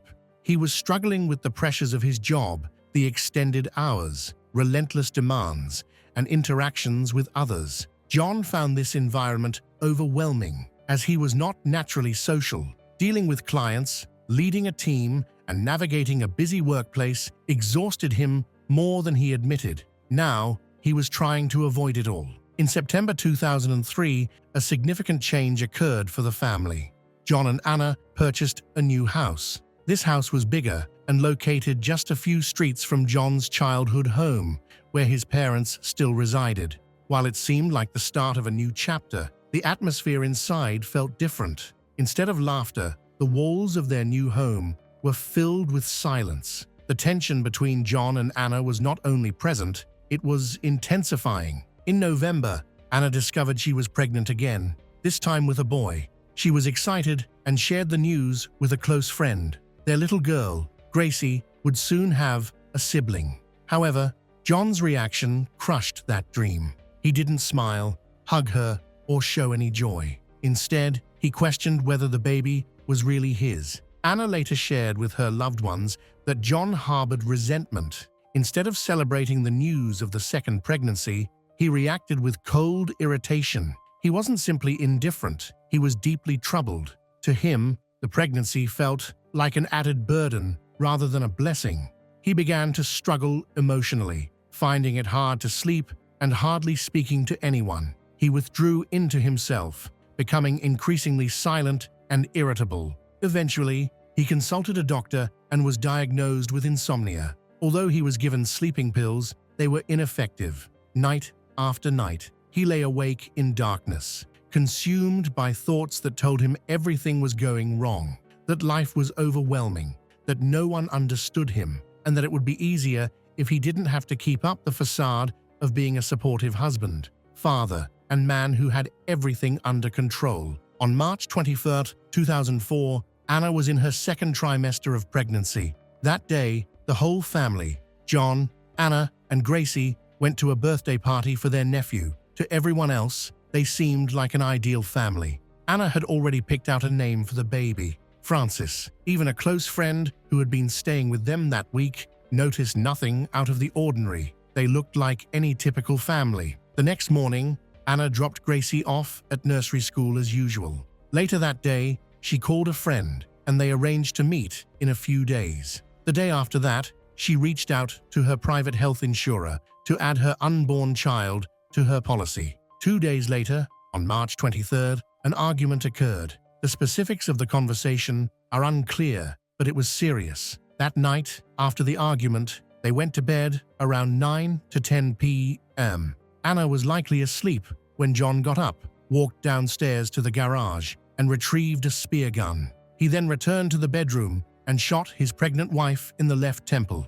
When she did not die immediately, he shot her again. Afterward, he covered her bloodied body with a blanket and went downstairs to sleep on the couch. The entire incident took only a few minutes. The next morning, John got up, dressed Gracie, and took her to nursery as if everything was normal. He started to fabricate a story, claiming that Anna had left him for another man and that she intended to come back in a few days to pick up Gracie. However, Anna's family didn't believe him. They tried to reach her through calls and messages, but received no response. This silence was incredibly frustrating for her mother, as Anna had always been in touch, even when she traveled abroad. Now, there was only silence. Worried and increasingly frantic, Anna's mother reached out to her local parish priest in New Zealand, who had known the family for many years. She explained that she hadn't heard from Anna since Monday, despite sending messages that had gone unread. The priest noticed her distress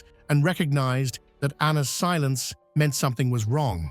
He decided to take action and contacted the police in New Zealand. As a parish priest and a respected member of the community, his worries were treated with utmost seriousness. Soon, investigators would start uncovering the truth behind John's elaborate deception, revealing a situation much more troubling than anyone could have expected. Initially, authorities did not regard the situation as a criminal case. They believed that Anna might just need some time alone, possibly to avoid difficult conversations or feelings of embarrassment. However, as days passed, her silence became increasingly concerning.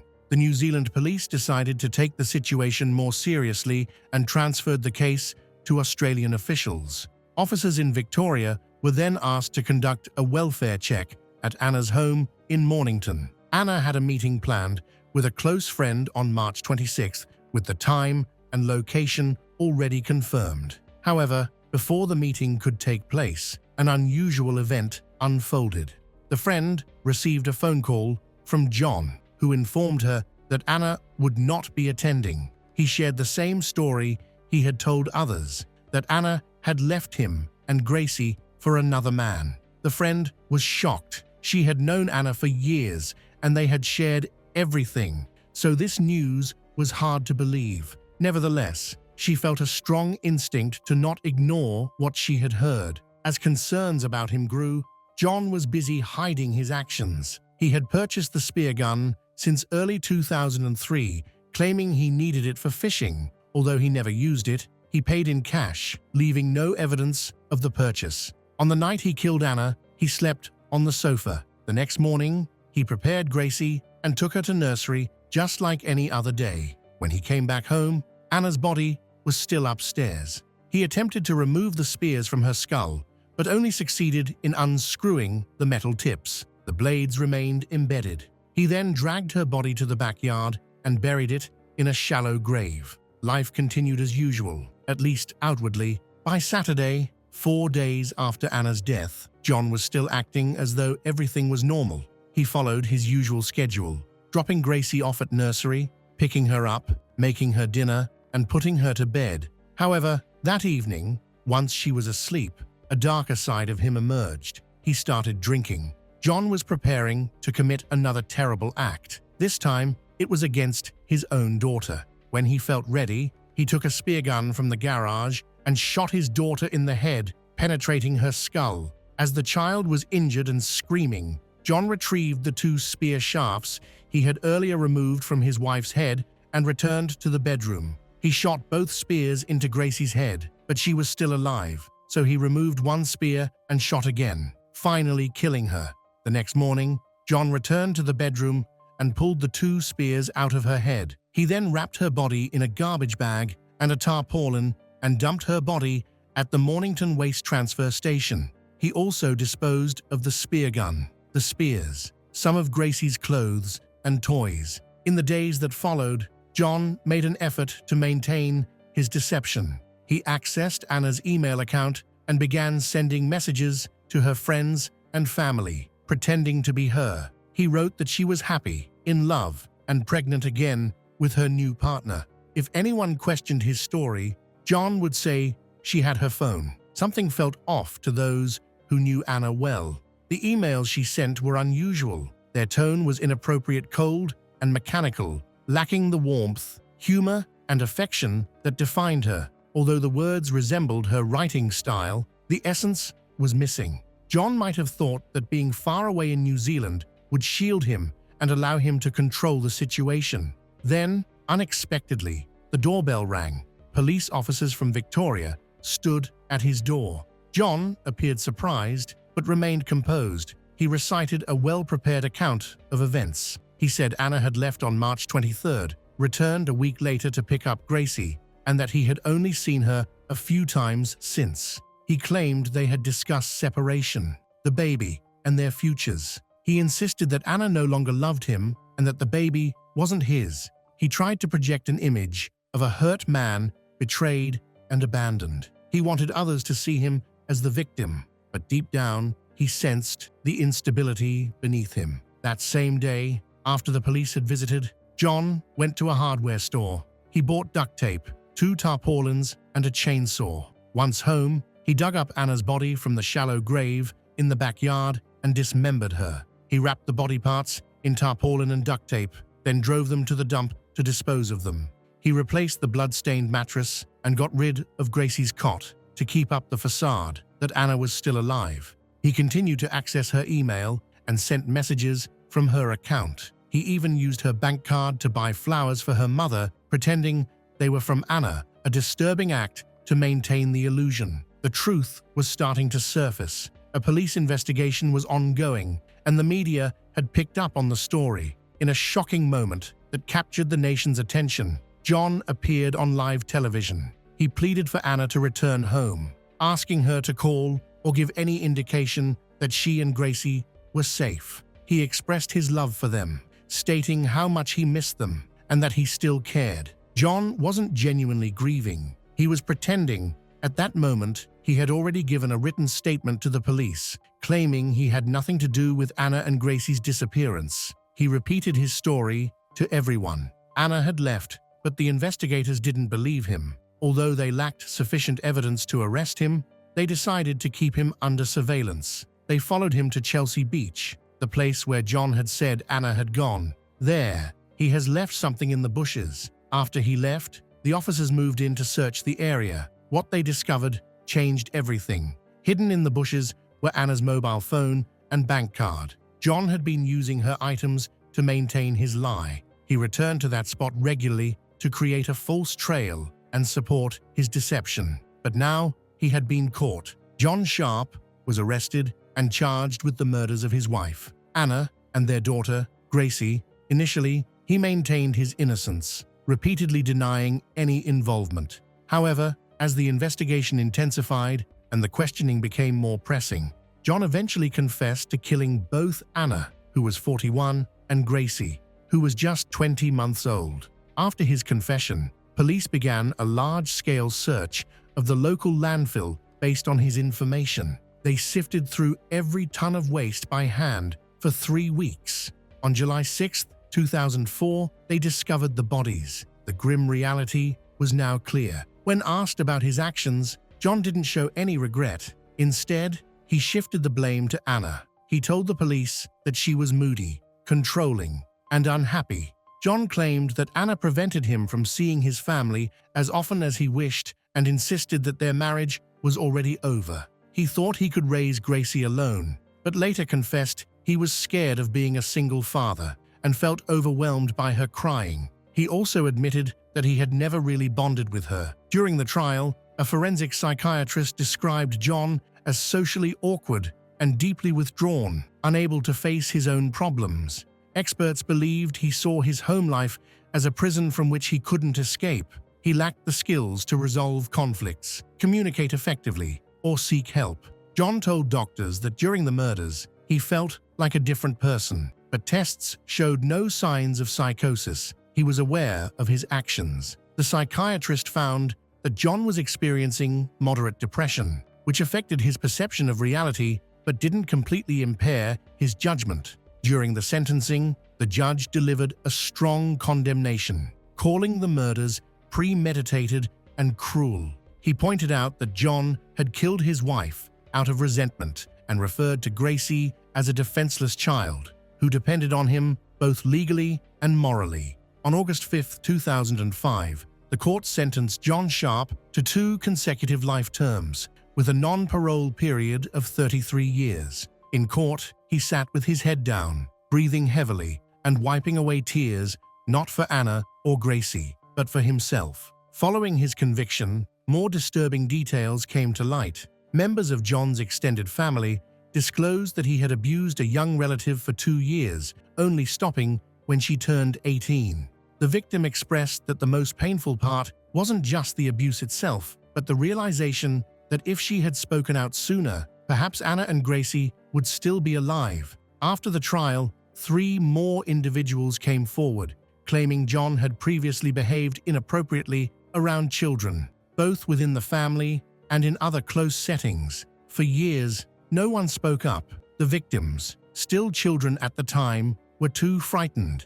It was only after the murders that they finally found the courage to break their silence. John's relatives say that Anna was unaware of his past when they got married, but she later might have learned something. Both Anna and Gracie were buried under Anna's maiden name, Kemp. There was also a name engraved on the stone, Francis, their unborn son who never had a chance. Even though he never drew breath, he is remembered.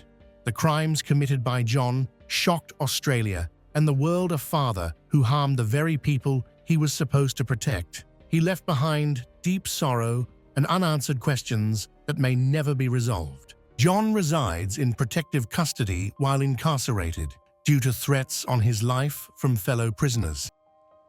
On June 28, 2023, local authorities in Andover received a call from a worried resident. The caller was concerned about his elderly neighbor, Stuart, who had not been seen outside for several days. Stuart was known for his regular routine and interactions with others, making his sudden disappearance concerning. His front door was closed, and he had missed his usual walks. Officers were sent to the location, and after getting legal permission, they entered the house. Upon entering, they were immediately greeted by a strong odor. The house seemed to be occupied, but was in disarray. Their attention was drawn to the living room, where they found the man's body on the floor, partially covered by a white sheet. A fan was on, running at full speed and directed right at the body. The arrangement of the room sparked many questions. A turned-off cell phone was located on the coffee table next to its charger. Handwritten notes, some with aggressive or hostile statements, were scattered on the floor and were collected for further forensic examination. There were no indications of forced entry or theft, as valuable items remained undisturbed. Close to the body was a small Pomeranian dog that seemed calm and showed no visible injuries. Investigators discovered signs of illegal substances in the kitchen, including used syringes, packaging materials, and remnants of unknown substances. These items were thoroughly recorded and sent for lab analysis. There were no blood traces found on the walls or furniture, but the body's condition suggested that death occurred several days earlier. The level of decomposition and changes in the skin confirmed this timeline. Additionally, the body's position and markings on the arms indicated a possible attempt at self-defense. Right from the beginning, it was clear that this was not a natural death. Several factors raised serious concerns: the position of the body, the state of the room, the running fan, the notes, and the dog left alone. As a result, the authorities began a comprehensive investigation. The investigation quickly established that the body found was that of Stuart Crocker, a 62-year-old man who was found dead in his small home, which he had owned for many years. He was a retired British Army veteran receiving a military pension. Although he lived alone, he kept in regular touch with his family, including his children and ex-spouse. Those who knew him described Stuart as kind, calm, and always ready to assist others. He had no known conflicts with his neighbors or relatives. During the initial investigation, detectives reviewed footage from surveillance cameras on nearby homes. One video showed an unknown woman entering the residence approximately 5 days before the body was discovered. After her departure, there were no recordings of anyone else entering the home. Interviews later showed that a few weeks before his death, Stuart had permitted a woman to stay with him. His family did not know the details about how she came to be there. He had only briefly mentioned that he was helping out an acquaintance who had no place to stay. None of his relatives remembered her name, and there was no further information available. According to his ex-wife, Stuart referred to this situation as providing temporary help to someone in need, but he did not explain their relationship further. Neighbors reported seeing a young woman at the house, frequently with a dog, smoking on the porch. They mentioned an increase in noise, including occasional shouting, but no specific aggressive incidents were observed.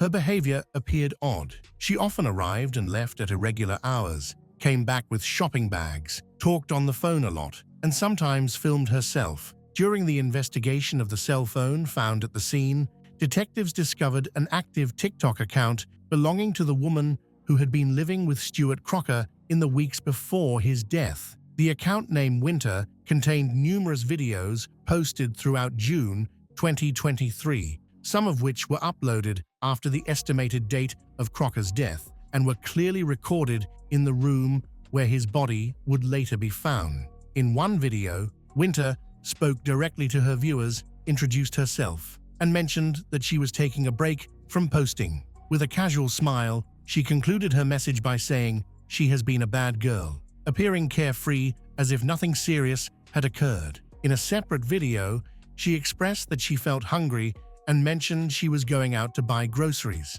The setting matched the area where Crocker's body was discovered. Location data and footage from neighborhood security cameras confirmed that she did leave the house after recording the video. She went to a nearby grocery store where she bought food and a leash for her small dog. A witness at the store observed her talking to a man she seemed to know.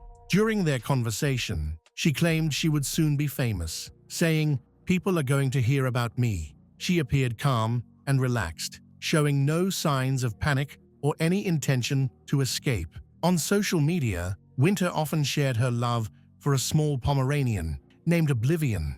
The dog regularly appeared in her videos and captions. She mentioned that she loved the dog more than people, referring to it as the only one you can trust. Videos featuring the dog continued to be shared even after Crocker's death, suggesting that she may have stayed in the home for several days after the incident. Her phone not only contained videos, but also several messages, including drafts of letters to a man named Edward Jones, 44. In these messages, she detailed the incident and took full responsibility for Crocker's death, mentioning that she stayed near the body while writing. She also expressed her intention to write a book about her experience, believing it would bring her fame and money. The messages convey a boastful tone, with no indication of remorse or mention of self-defense. The investigation also included video clips showing Winter trying to provoke Crocker into a conversation by asking unrelated questions to elicit specific responses. In the videos, Crocker appeared confused and did not show any aggression, frequently stating that he didn't understand what was happening. None of the footage revealed any hostile behavior from him. Investigators created an initial understanding of the events based on the evidence they gathered. Following Crocker's death, Winter continued to reside in his home, using his belongings without hesitation and posting about it online. Winter Swan Miller was born on November 13, 1986. Her mother worked diligently to support them, aiming to create a stable and calm home despite financial challenges. Winter later reflected positively on this time, noting that her mother was her primary source of support and her closest companion. Her father was not present in her life until she was about 7 years old. He re-entered her life unexpectedly. He lived in Cornwall, far from her home, but started taking her during school breaks. Unfortunately, instead of being caring, these visits caused her emotional distress. He often made hurtful comments, criticizing her appearance and expressing disappointment in her. These negative remarks damaged her self-esteem and made her feel rejected, insecure from an early age. To gain her father's approval, Winter tried changing her appearance, thinking it would make him accept her. However, he remained indifferent. At school, she faced bullying, social pressure, and loneliness. During this time, her emotional struggles became evident as she withdrew from social interactions, lost interest in school, and started skipping classes. Instead of helping her, her father made things worse by promoting aggressive behavior, escalating conflicts, and reinforcing negative beliefs. The most concerning incident happened when he took her away without her mother's permission. For almost 5 months, no one knew where she was. When Winter came back, she was in very poor condition, both physically and emotionally. She later spoke about having experiences during that time that were clearly wrong and have left her with lasting emotional wounds. From her perspective, her father's behavior indicated troubling intentions that were far from what a caring parent would show. Although these allegations were never officially recorded, the psychological effects were clear. After she was reunited with her mother, she lost all contact with her father, but the harm had already been done. Winter did not get the support she needed from social services or educational systems. Due to her experiences, she developed a deep mistrust of others, a persistent feeling of danger, and a defensive attitude, even in safe situations. By her teenage years, these patterns of emotional detachment, avoidance, and instability had become firmly established. At school, Winter was considered a troubled teenager. However, her behavior was not due to aggression, but rather a profound lack of emotional safety.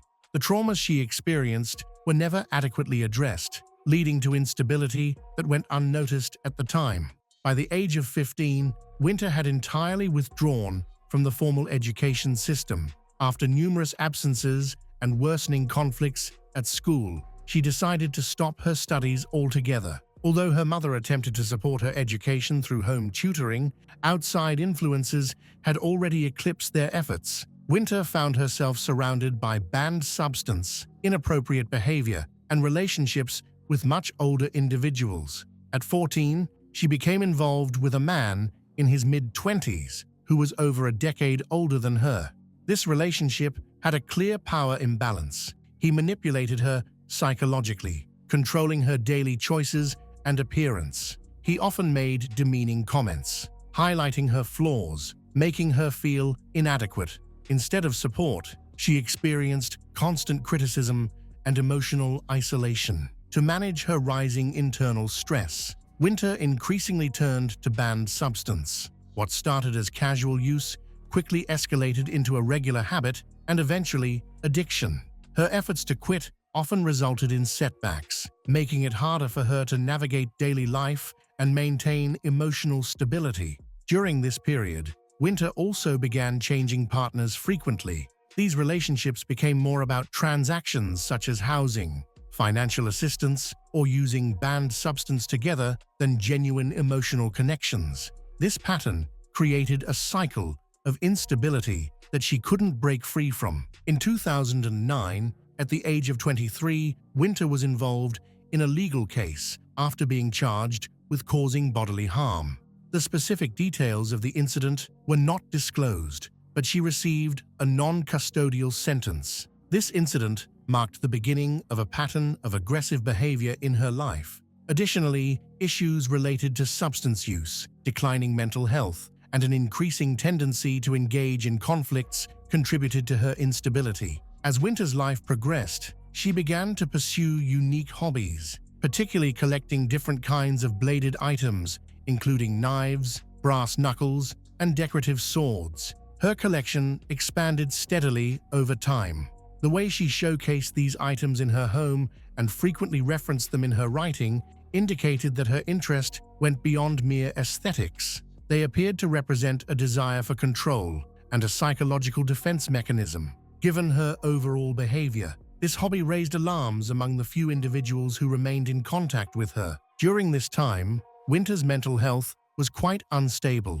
She experienced frequent mood swings, intense irritability, and sudden emotional breakdowns. Even though it was clear she was struggling, she chose not to seek professional help. This choice was rooted in her deep mistrust of support systems and her belief that she could handle everything on her own.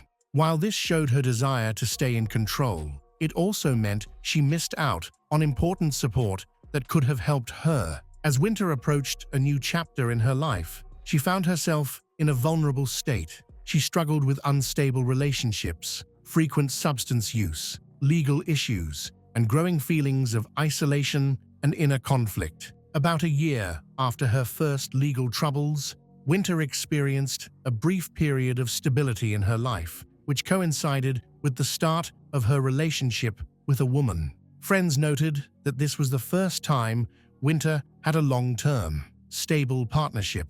Their relationship developed slowly and steadily, without any public drama or sudden changes. Her partner was older and had a calm personality. Importantly, she did not try to control Winter. For the first time, Winter felt emotionally safe and truly accepted. With her newfound stability, Winter started to explore different career options. She began by working as a veterinary assistant and later moved into pet care. As time went on, she honed her grooming skills and began providing dog grooming services. Although the work wasn't consistent, it gave her a sense of purpose and some financial independence. During this period, Winter adopted her own dog, a Pomeranian named Oblivion.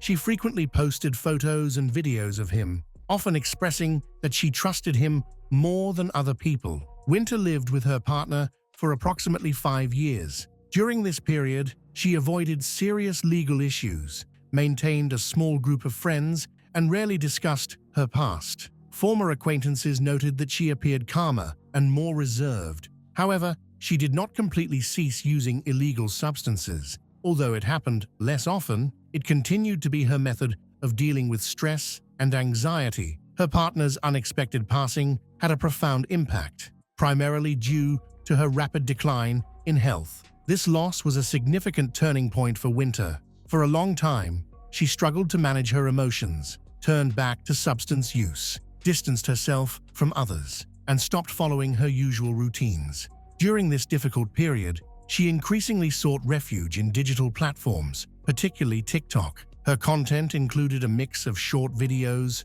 dancing, lip-syncing, appearances with her dog, and often provocative clips. Occasionally, she would share authentic moments, personal thoughts, emotional outbursts, pleas for help, and feelings of loneliness. As a result, her account quickly gained thousands of followers. The attention, especially from male viewers who complimented her and sent numerous messages, temporarily elevated her self-esteem and made her feel seen.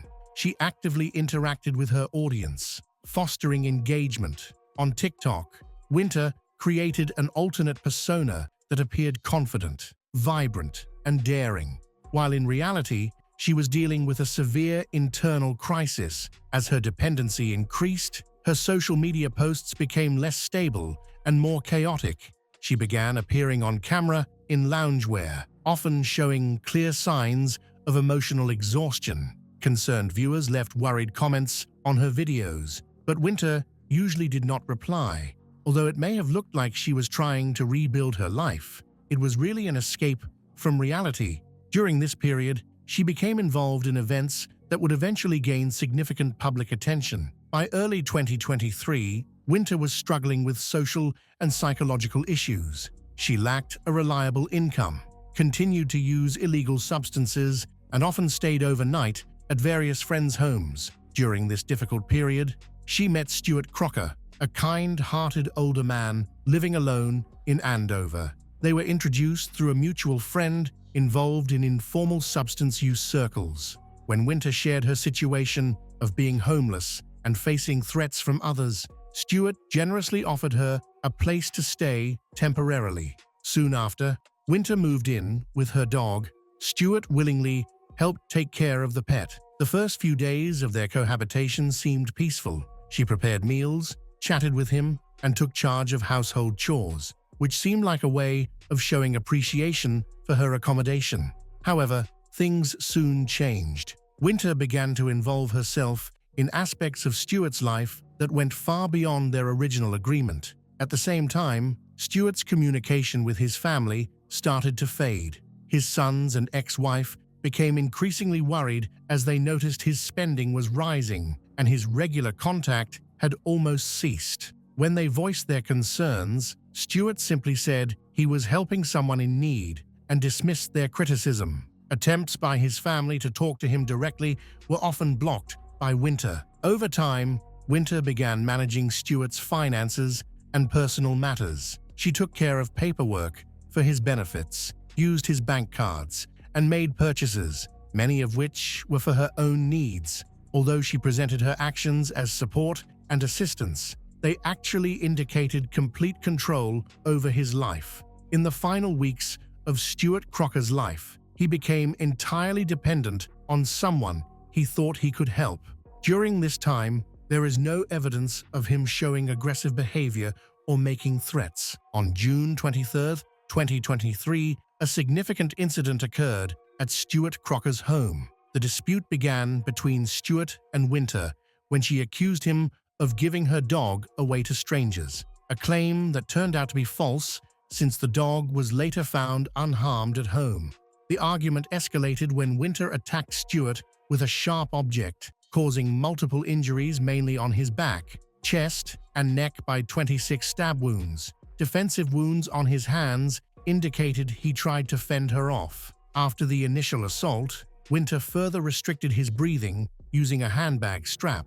The cause of death was identified as a combination of blood loss and mechanical asphyxiation. After the incident, Winter stayed at the scene. She covered Stuart's body with a white sheet, turned on the TV and a fan to direct air at the area, and remained in the house for several more days. On the same day, Winter invited a new friend into the house. Even with Stuart's body present, they reportedly used illegal substances together and recorded videos. The next day, they left town and went to Birmingham, where they stayed hidden for 5 days. Winter Swan, Miller 37, was arrested on June 30th without any resistance. The man who was with her at the time of her arrest had no involvement in the crime. He was briefly questioned about unrelated charges concerning the unauthorized use of Crocker's bank cards, but was released soon after. Winter was taken into custody, but during interrogation, she did not cooperate, replying no comment to every question. The investigation collected a significant amount of evidence, including surveillance footage, videos from Winter's TikTok account, handwritten notes, audio recordings, letters, and digital communication. Authorities determined that the act was planned in advance. During the trial in 2024, prosecutors presented all the evidence. In an unexpected turn, the defense changed their story. Winter claimed that Stewart had threatened, manipulated, and violated her personal boundaries. However, these claims were not backed by medical records or prior complaints. In her letters, following the incident, she did not mention any mistreatment. Instead, her tone was degrading towards the victim and focused on justifying her own actions.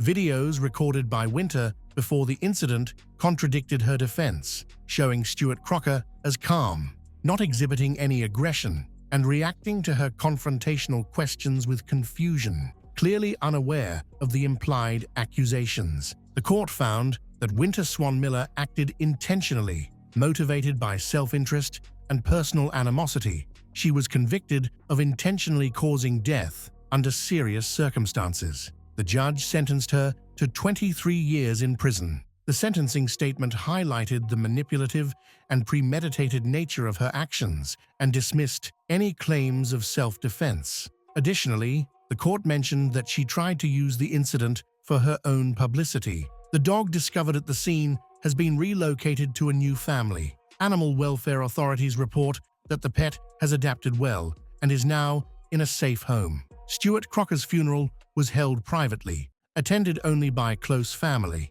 During the service, his sons and ex-wife shared heartfelt memories, describing him as kind, generous, and always eager to assist others. They highlighted how his trusting nature ultimately contributed to the tragic event. The case gained significant public interest, especially because of the dramatic social media posts, the lack of remorse shown, and the deliberate nature of the crime. On the night of November 25th to 26, 2022, in the quiet French village of Prahek, 22-year-old Leslie Hurlbecker and 21-year-old Kevin Trompat went missing.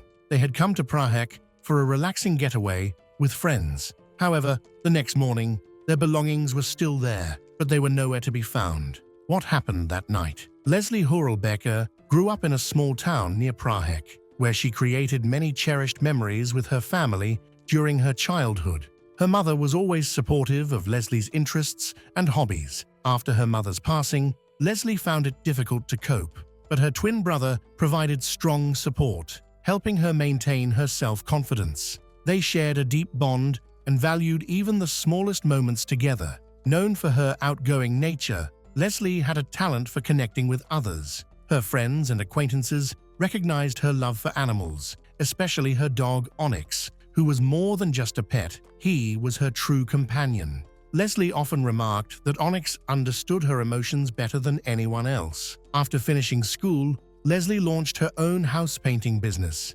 dedicating herself fully to it. Her company gradually expanded and gained new clients. Leslie felt immense pride in creating something from the ground up. To her, it was more than just a job.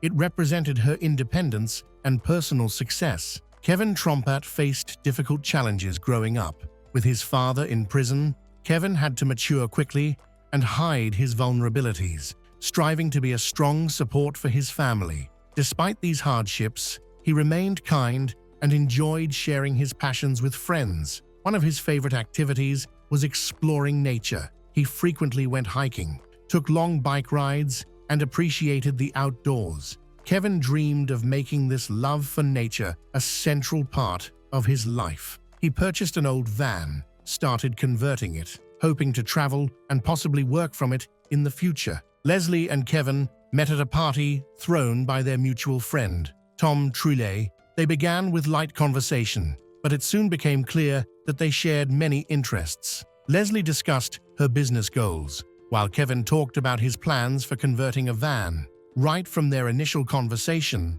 their connection felt authentic. There were no facades, just two people being their true selves. Their relationship developed rapidly. In just a few weeks, they became close companions, enjoying each other's company, discussing future travels together. Leslie was excited that Kevin shared her passion for animals and encouraged her interests. Kevin, on the other hand, appreciated her honesty and her talent for really listening. In November, Leslie and Kevin planned a short escape from their daily routines. They picked Prahec, a quaint rural town in the Nouvelle-Aquitaine region of western France, which has a population of just over 2,000. It is known for its tranquility and welcoming atmosphere, making it an ideal destination. Their simple plan was to spend one night in Prahec before heading to Bordeaux, a city they had always wanted to visit. They intended for this to be a relaxed getaway for the two of them, reconnecting with friends and enjoying a new environment. That night, Leslie and Kevin stayed with their friends, Tom Trouillet and Nicolas Renaud, whose homes were only 30 feet apart. They arrived in Prahec on the evening of November 25th and left some belongings at Tom's house. With their dog, Onyx, they then went to Nicholas's house to spend time together. They brought only a few essentials for the night. The atmosphere at Nicholas's home was relaxed, featuring music, drinks, and friendly conversations. Leslie and Kevin seemed at ease as they discussed their future plans, showing no signs of concern. Nicholas welcomed them warmly, and everything appeared to be normal. No one could have predicted that it would be their last night together. Leslie and Kevin only intended to stay briefly at Nicholas's house. Most of their belongings were still at Tom's place, and Onyx, their pet, was with them as usual. Leslie always brought him along. According to Nicholas, the night was like any normal gathering among friends, filled with casual conversations about life and future plans, without any issues. Around 3 a.m., Leslie and Kevin decided to return to Tom's house. Nicholas offered them a place to stay for the night, but they politely declined, preferring to sleep at Tom's where their things were. His house was just 30 feet away, and they felt confident they could get there without any problems. Then, Leslie and Kevin left Nicholas's house with their dog. They headed towards Tom's. That was the last sighting of them. They never arrived at Tom's place. Their clothes and belongings were still at Tom's, which concerned friends and family. By the next morning, it became evident that something was wrong because neither Leslie nor Kevin had contacted anyone, which was unusual for them. Nicholas informed the authorities that the evening had been calm, that they appeared to be fine. When law enforcement searched Tom's house, they found no evidence of a struggle. This marked the start of a complicated search that only grew more challenging over time. Family members were certain that Leslie and Kevin would never just vanish without notice. Leslie frequently communicated with her twin brother, and Kevin always informed his family before leaving. Initially, investigators considered the idea that the couple might have voluntarily left Prahec without telling anyone. However, both families dismissed this theory, insisting it was impossible. Additionally, all of their belongings were still at Tom's house, suggesting they had only stepped away briefly with plans to return soon. Law enforcement launched an extensive search in the nearby area, including forests, open fields, all potential roads or paths Leslie and Kevin may have used that night. Local volunteers, residents, neighbors, and friends who were familiar with the area also participated in the search, determined to find any clues that could help locate Leslie and Kevin. They explored abandoned buildings, examined ravines and dirt trails, thoroughly checked every accessible spot. However, despite these efforts, they found no leads or evidence regarding Leslie and Kevin's whereabouts. Officers spoke with neighbors and local residents to see if anyone had heard anything unusual, like screams or strange noises. However, everyone reported that the night had been quiet. There were no witnesses and no physical evidence, leaving Leslie and Kevin's sudden disappearance completely baffling. The families took action, distributed missing persons posters throughout the town and nearby areas. They pursued every lead, searched for any information that might provide a clue. Their relentless efforts drew the attention of local media. The story started to appear in newspapers and on television. As awareness of the disappearance spread in the region, public pressure intensified, leaving law enforcement with no time to waste. Each day, the family's worry grew stronger. They found it hard to believe that their loved ones would just leave without explanation. They struggled to accept the possibility that Leslie and Kevin might not come back.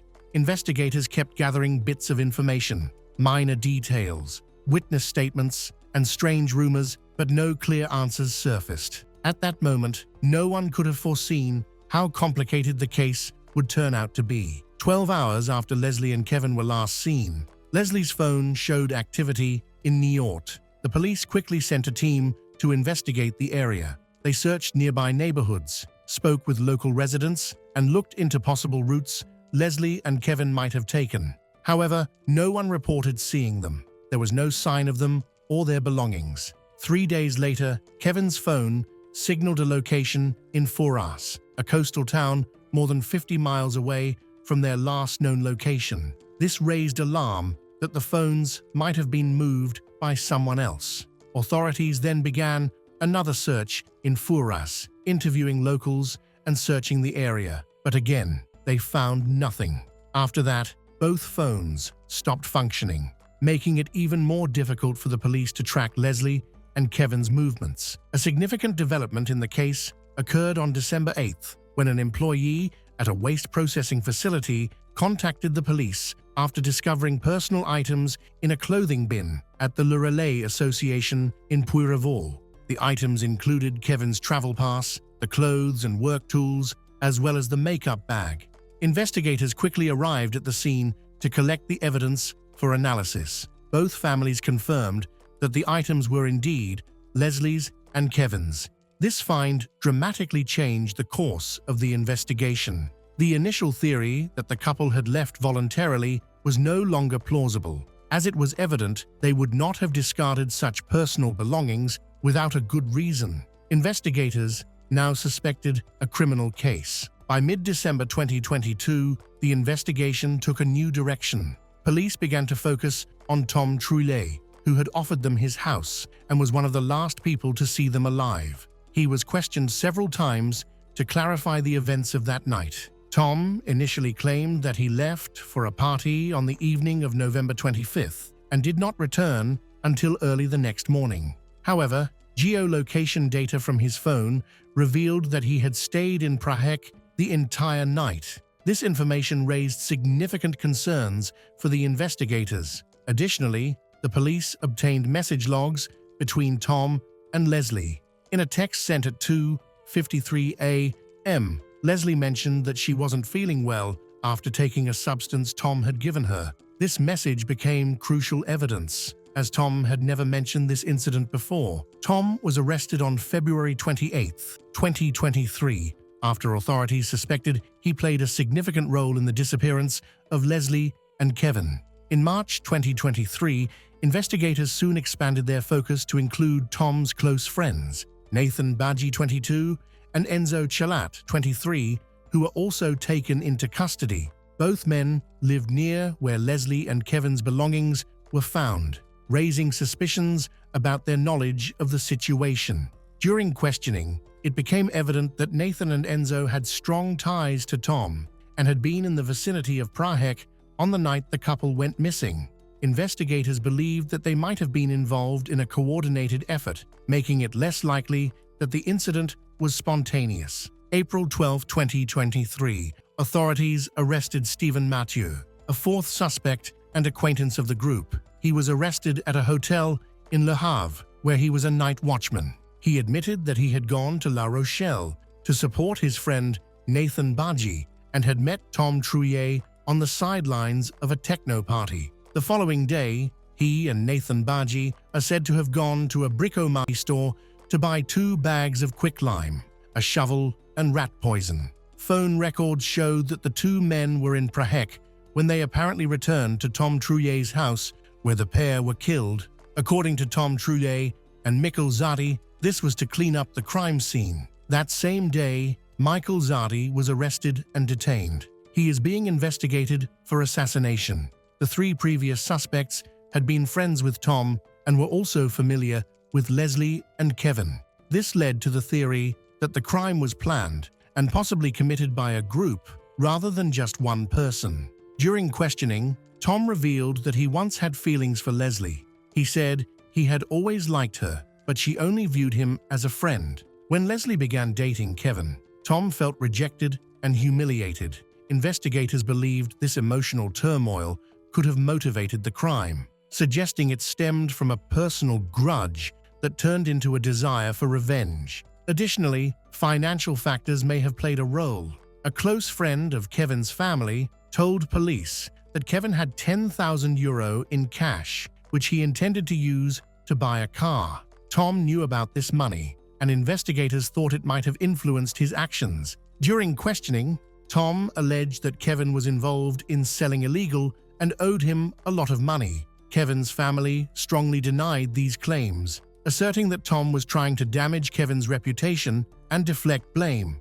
With each round of questioning, the case became more complicated. Law enforcement was convinced that Leslie and Kevin's disappearance was not accidental. The evidence increasingly indicated a planned abduction, with each individual having a specific role in the events. After the arrests, thorough interrogations allowed authorities to piece together the events of that night. They discovered how Leslie and Kevin were taken and what transpired in the hours that followed. Tom Trullet was a key figure in the incident. He coordinated the group's actions and initiated the attack. Leslie and Kevin returned to Tom's house after visiting Nicholas. Although Tom was supposed to be at a party, he was actually at home. Later, a vehicle arrived at Tom's house with Nathan, Enzo, Stephen, and Stephen inside. They were all part of the plan and knew their roles. When Tom gave the signal, the rest of the group entered the house. They were equipped with hammers, metal rods, knives, even a sword.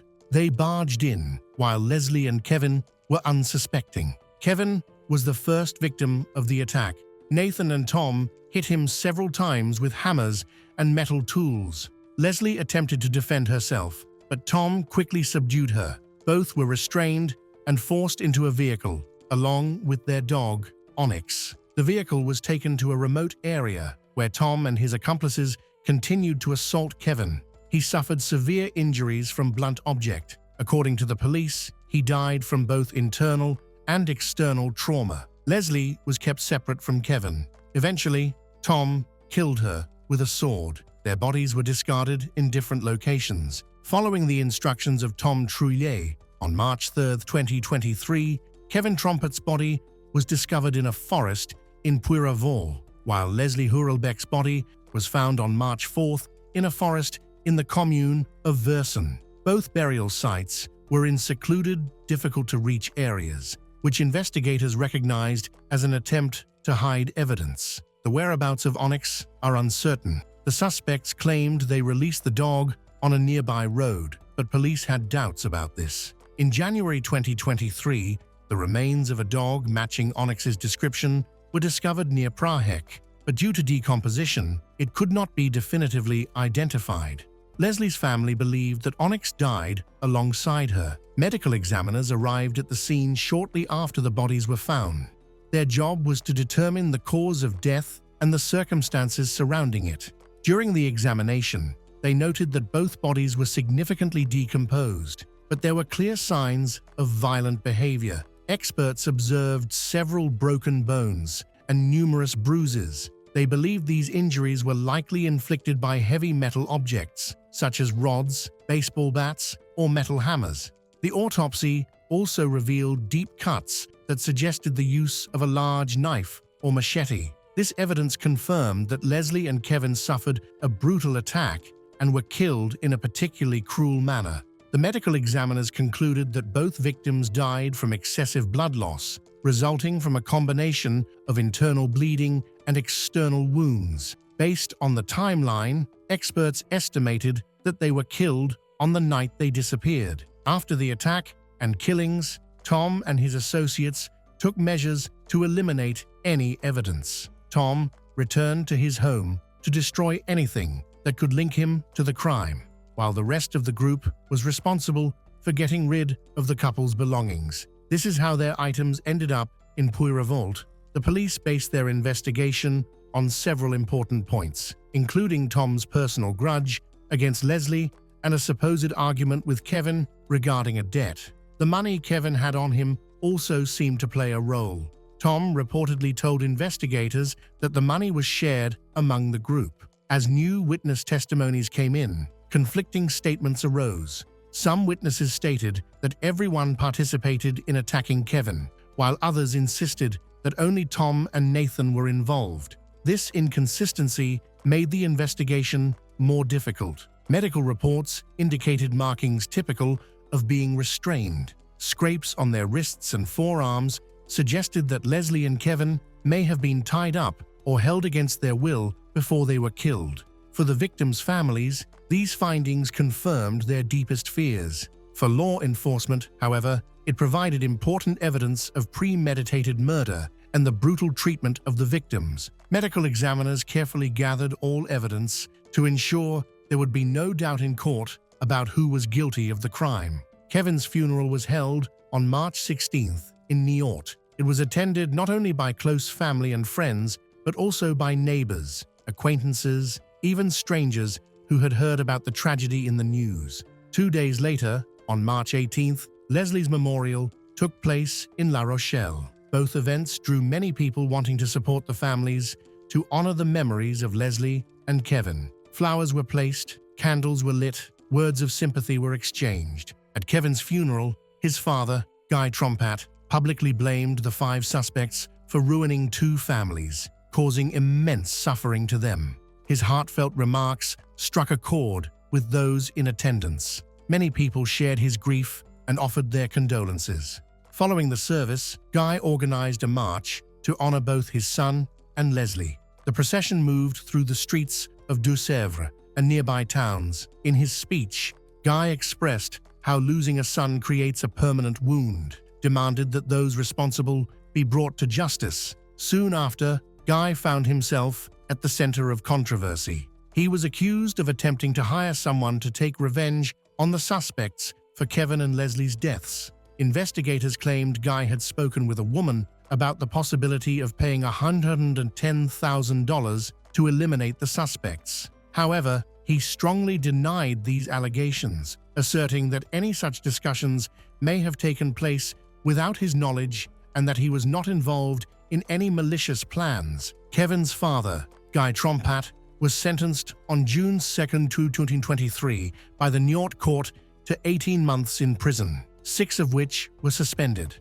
along with a 5-year ban on possessing weapons and the revocation of his hunting license for threatening to kill. A €100,000 bounty was allegedly promised to anyone who killed the suspects or their relatives. However, he was acquitted of inciting murder without supervision. Marie-Thérèse Garcia, the aunt of Leslie Hurlbeck, was indicted on May 25th on charges of kidnapping and confinement in an organized gang, murder, and possession of weapons, and was subsequently remanded in custody. She is accused of threatening individuals involved in the disappearance of Leslie and Kevin. Investigators from the Versailles Crime Squad have linked this case to that of Corinne, whose body was found decapitated and dismembered in an iron chest. Marie-Thérèse Garcia was identified as a potential suspect in that murder, which took place in the 1980s. She was arrested for the crime in 2007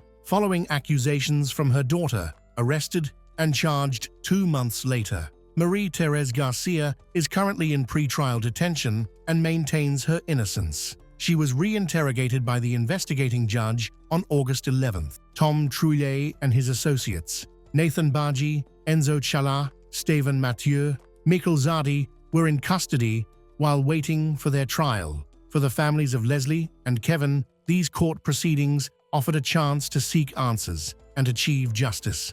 During this time, the families focused on keeping Leslie and Kevin's memories alive by sharing stories about Leslie's ambitions for her business and Kevin's goal of completing his van renovation. Ahead lay the most crucial phase, the trial. Both families and the public anticipated this event as the pivotal moment that could bring closure to their story. In early 2025, the 5 accused, Tom, Nathan, Enzo, Steven, and Michael, faced court. They were charged with kidnapping, homicide, and hiding the bodies. Each remained in custody, awaiting the final verdict. The trial is ongoing, complicated by the defendants' partial denials of guilt and conflicting testimonies, making the court's work difficult In France, aggravated homicide, especially when involving kidnapping and body concealment, carries a maximum penalty of life imprisonment. Under French law, life imprisonment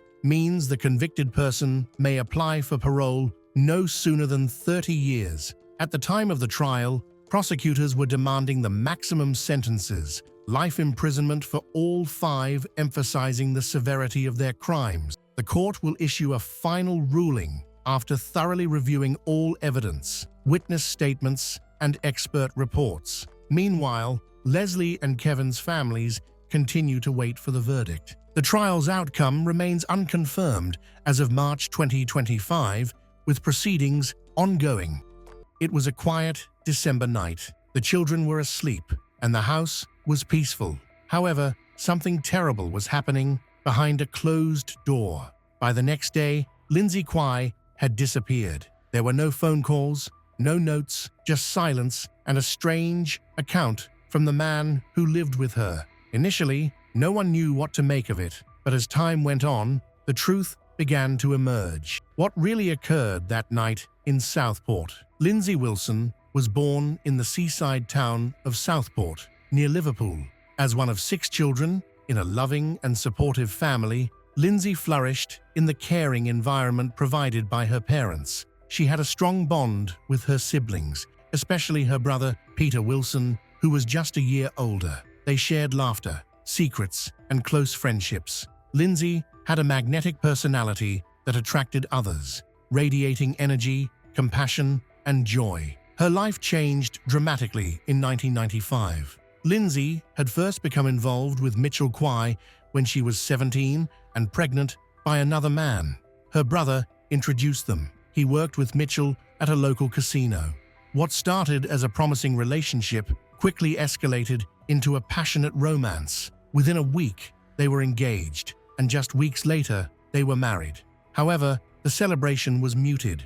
Mitchell's family was largely absent from the wedding, with only his brother, Elliot Kwai, present. On that same day, Lindsay's father witnessed their first argument, a troubling sign of the difficulties that lay ahead, although no one could have anticipated just how severe their challenges would become. Mitchell grew up in Essex, but relocated to Southport as a teenager after the tragic loss of his mother, with a father frequently absent for work and a younger brother to look after. Mitchell had to mature quickly and face life on his own. This hardship transformed into a more troubling side of his character. In the early stages of his marriage, Mitchell's initial charm disappeared, revealing a harsh and unyielding personality. He became possessive and unpredictable, insisting that everything go his way. Lindsay, who had hoped for a stable life, now felt completely trapped. 6 weeks after the wedding, Lindsay's daughter, Robin, was born. Mitchell began to disappear for days at a time, leaving Lindsay and Robin while he pursued affairs and wild nights. When he returned, he brought roses and offered apologies. This created a cycle of abuse that only grew tighter. Desperate to hold on to the man she once loved, Lindsay repeatedly forgave him. However, each forgiveness made her feel more diminished. Mitchell's control over her became more deceptive. He started to distance her from everyone important in her life, friends, siblings, and even her father, who had always been her protector. Gradually, he made himself the sole influence in her life. Lindsay found herself increasingly isolated, with every escape route blocked by the man who claimed to love her. 18 months after they married, Lindsay sought to escape her situation and turned to a local support center for single mothers, where she found a place to live. For a short time, she felt some relief. However, Mitchell tracked her down, filled with apologies, promises, and tears, which led them back into the same toxic cycle. Lindsay returned home, and soon after, she became pregnant again, hoping this new start might bring change. She approached her pregnancy with quiet determination. She might have believed that the baby could transform Mitchell. Victims of abuse often suffer from misplaced guilt, feeling as though they triggered the pain they endure. Unfortunately, nothing improved. Lindsay's mum reveals she stopped visiting her daughter because she didn't want to see Mitchell, and that the last time she saw her was on December 13th. On Christmas Eve, Mitchell visited Mrs. Wilson to collect the children's presents and told her that Lindsay was getting ready to go out. While the family felt uncomfortable, they weren't overly worried, as her absence had started to feel normal. However, as the holidays went by, without any news from Lindsay, their concern grew stronger. It was 6 weeks before a social worker reported her missing. Due to Lindsay's history of domestic abuse, the police responded quickly. Mitchell claimed that Lindsay had left just before Christmas, when she packed her bags and walked away, never to return. He insisted that she was an adult capable of making her own choices. However, both Lindsay's family and investigators found his account suspicious and doubted his statements. By April the following year, police discovered Mitchell had been withdrawing benefits in Lindsay's name. They arrested him on suspicion of murder, solicitation to cause grievous bodily harm, and fraud. Although he downplayed the seriousness of his actions, his comments unsettled those who heard them. He stated he wouldn't even help her if she were in danger after what she did to him and the kids. As time went on, suspicions about Mitchell intensified. He appeared completely untroubled and showed no signs of sadness. He gave interviews, portraying himself as a victim who had been deserted. However, investigators weren't fooled by his performance. They suspected that Lindsay never left the house alive, but they lacked evidence, no body, no confession, and no clear proof. The central question was, where was Lindsay Kwai? While Lindsay's family desperately searched for her, Mitchell seemed to enjoy being in the spotlight. With cameras rolling and reporters watching, he presented himself not as a grieving partner, but as someone who thrived on the attention. Mitchell even sent the detective a Christmas card with a bottle of hair dye and a note telling him to get rid of the gray hair to feel more confident. He reported to the authorities that he had seen Lindsay around town, specifically near shops, and in a black Mercedes with another man. He insisted she was nearby and that he could recognize her, yet no one else ever spotted her. He depicted himself as a victim of suspicion rather than tragedy. His statements were inconsistent and lacked any evidence to support them. Despite thorough forensic investigations, no conclusive evidence was found in the home he had shared with Lindsay. Investigators did discover significant purchases of cleaning supplies, which raised concerns, but without a body or evidence of wrongdoing. The case has reached a standstill. While Mitchell misled the media and law enforcement, Lindsay's family faced overwhelming silence. Her father, Peter, spearheaded a persistent search for her. He distributed flyers throughout neighborhoods to seek help and to confront Mitchell with Lindsay's image daily. He scoured canals, ditches, and muddy woods, holding on to hope but increasingly feeling despair. Peter suspected Mitchell was involved, but without a body, a confession, or any closure, he was left with grief and unanswered questions. Each week, Peter confronted a terrifying reality as he picked up his grandchildren from the man he believed killed his daughter. He maintained a calm voice and neutral expression, but beneath his composed facade was an anger he struggled to contain for Lindsay, for her children, and for the elusive truth. A pivotal moment occurred on June 9th, several months after Lindsay went missing, when police officially declared her dead. On the same day, they arrested Mitchell for her murder. During police questioning, he declined to provide any information, repeating the phrase "no comment." The evidence against him was weak, just bits of circumstantial evidence and a pattern of troubling behavior. Then, unexpectedly, after only one night in custody, Mitchell confessed. He revealed that he had killed Lindsay on December 16, 1998. That evening, they argued in their bedroom, just steps away from where their 2 young children were sleeping. Lindsay allegedly said she wanted a divorce. Mitchell grabbed her by the neck and held her to the floor for 20 minutes. He then placed her body in the bedroom and sealed the door with a towel to prevent her 2 children from smelling the corpse. In the following 48 hours, Mitchell committed a horrifying act. In the attic of their family home, he dismembered Lindsay's body. He didn't do this alone. His brother Elliot, who had previously worked in a butcher shop, assisted him. Police believe Elliot's experience helped minimize evidence and avoid mistakes. Elliot Kwai was not known for being independent. Investigators described him as having limited cognitive abilities and likely needing special care. His life centered around his older brother, Mitchell, who had a significant influence on him. Unfortunately, this influence led Elliot into a dark situation. After confessing to a murder, Mitchell guided investigators to where he had hidden the remains of Lindsay. The discoveries were disturbing. Miss Kwai's dismembered body was found in a shallow grave near a roller coaster at Pleasureland in the seaside resort of Southport, Merseyside. Her arms and legs were later found wrapped in plastic bags in separate places on a railway embankment. A bin bag containing her head and hands, believed to have been buried in 200,000 tons of rubbish at a Lancashire landfill site, has never been recovered. One disturbing detail emerged during the investigation. Mitchell likely disposed of Lindsay's remains while out walking with his children. This cold and calculated approach, using casual outings as a disguise, was both unsettling and clever, as he knew how to avoid suspicion. In January 2001, the case went to trial at Liverpool Crown Court. However, before the trial began, Mitchell attempted to change his confession.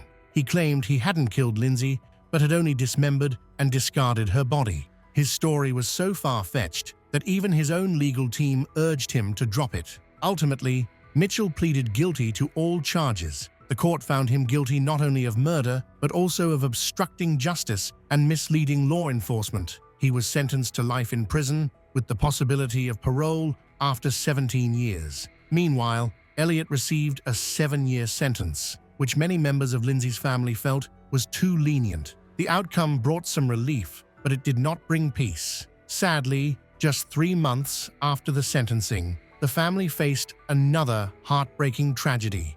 Lindsay's brother, Peter Wilson Jr., was found dead in the attic of their childhood home. He had taken his own life, leaving no note, but those who knew him understood the reason. Peter had never forgiven himself for introducing Lindsay to Mitchell. In the months following her death, he fell into a deep depression, isolating himself and overwhelmed by guilt. He often expressed that his life felt meaningless without his sister. Tragically, it was his father, who had already been burdened by Lindsay's loss, who discovered Peter's body. At that time, Peter's fiancée was pregnant, meaning another child would grow up without knowing their father, yet another victim of the devastation caused by Mitchell's actions. In 2017, Mitchell became eligible for parole.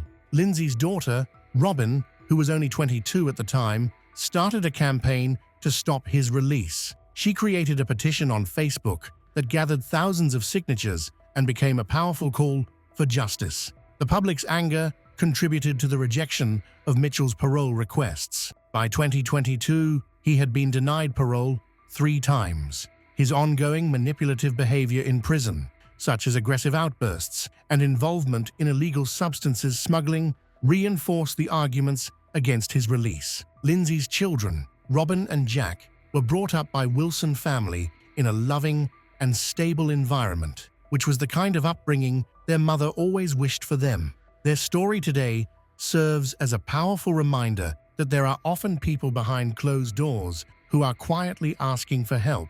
Lindsay Kwai's 1998 murder by Mitchell Kwai tore through her family and Southport's quiet streets. Her cheerful spirit, the light to her children, Robin and Jack, was lost in a barbaric act. The pain deepened when her brother, Peter Wilson Jr., took his own life. Despite this, the Wilson family found strength. Robin's courageous fight kept Mitchell in prison, honoring her mother's love. Southport's community rallied, sharing flyers and holding vigils to keep Lindsay's name alive and warn against domestic abuse. Meanwhile, her unrecovered remains leave an ache, but Robin and Jack thrive in the caring home Lindsay always wanted. Her story begs us to notice those trapped in silence, to offer help, and to hold loved ones close before it's too late.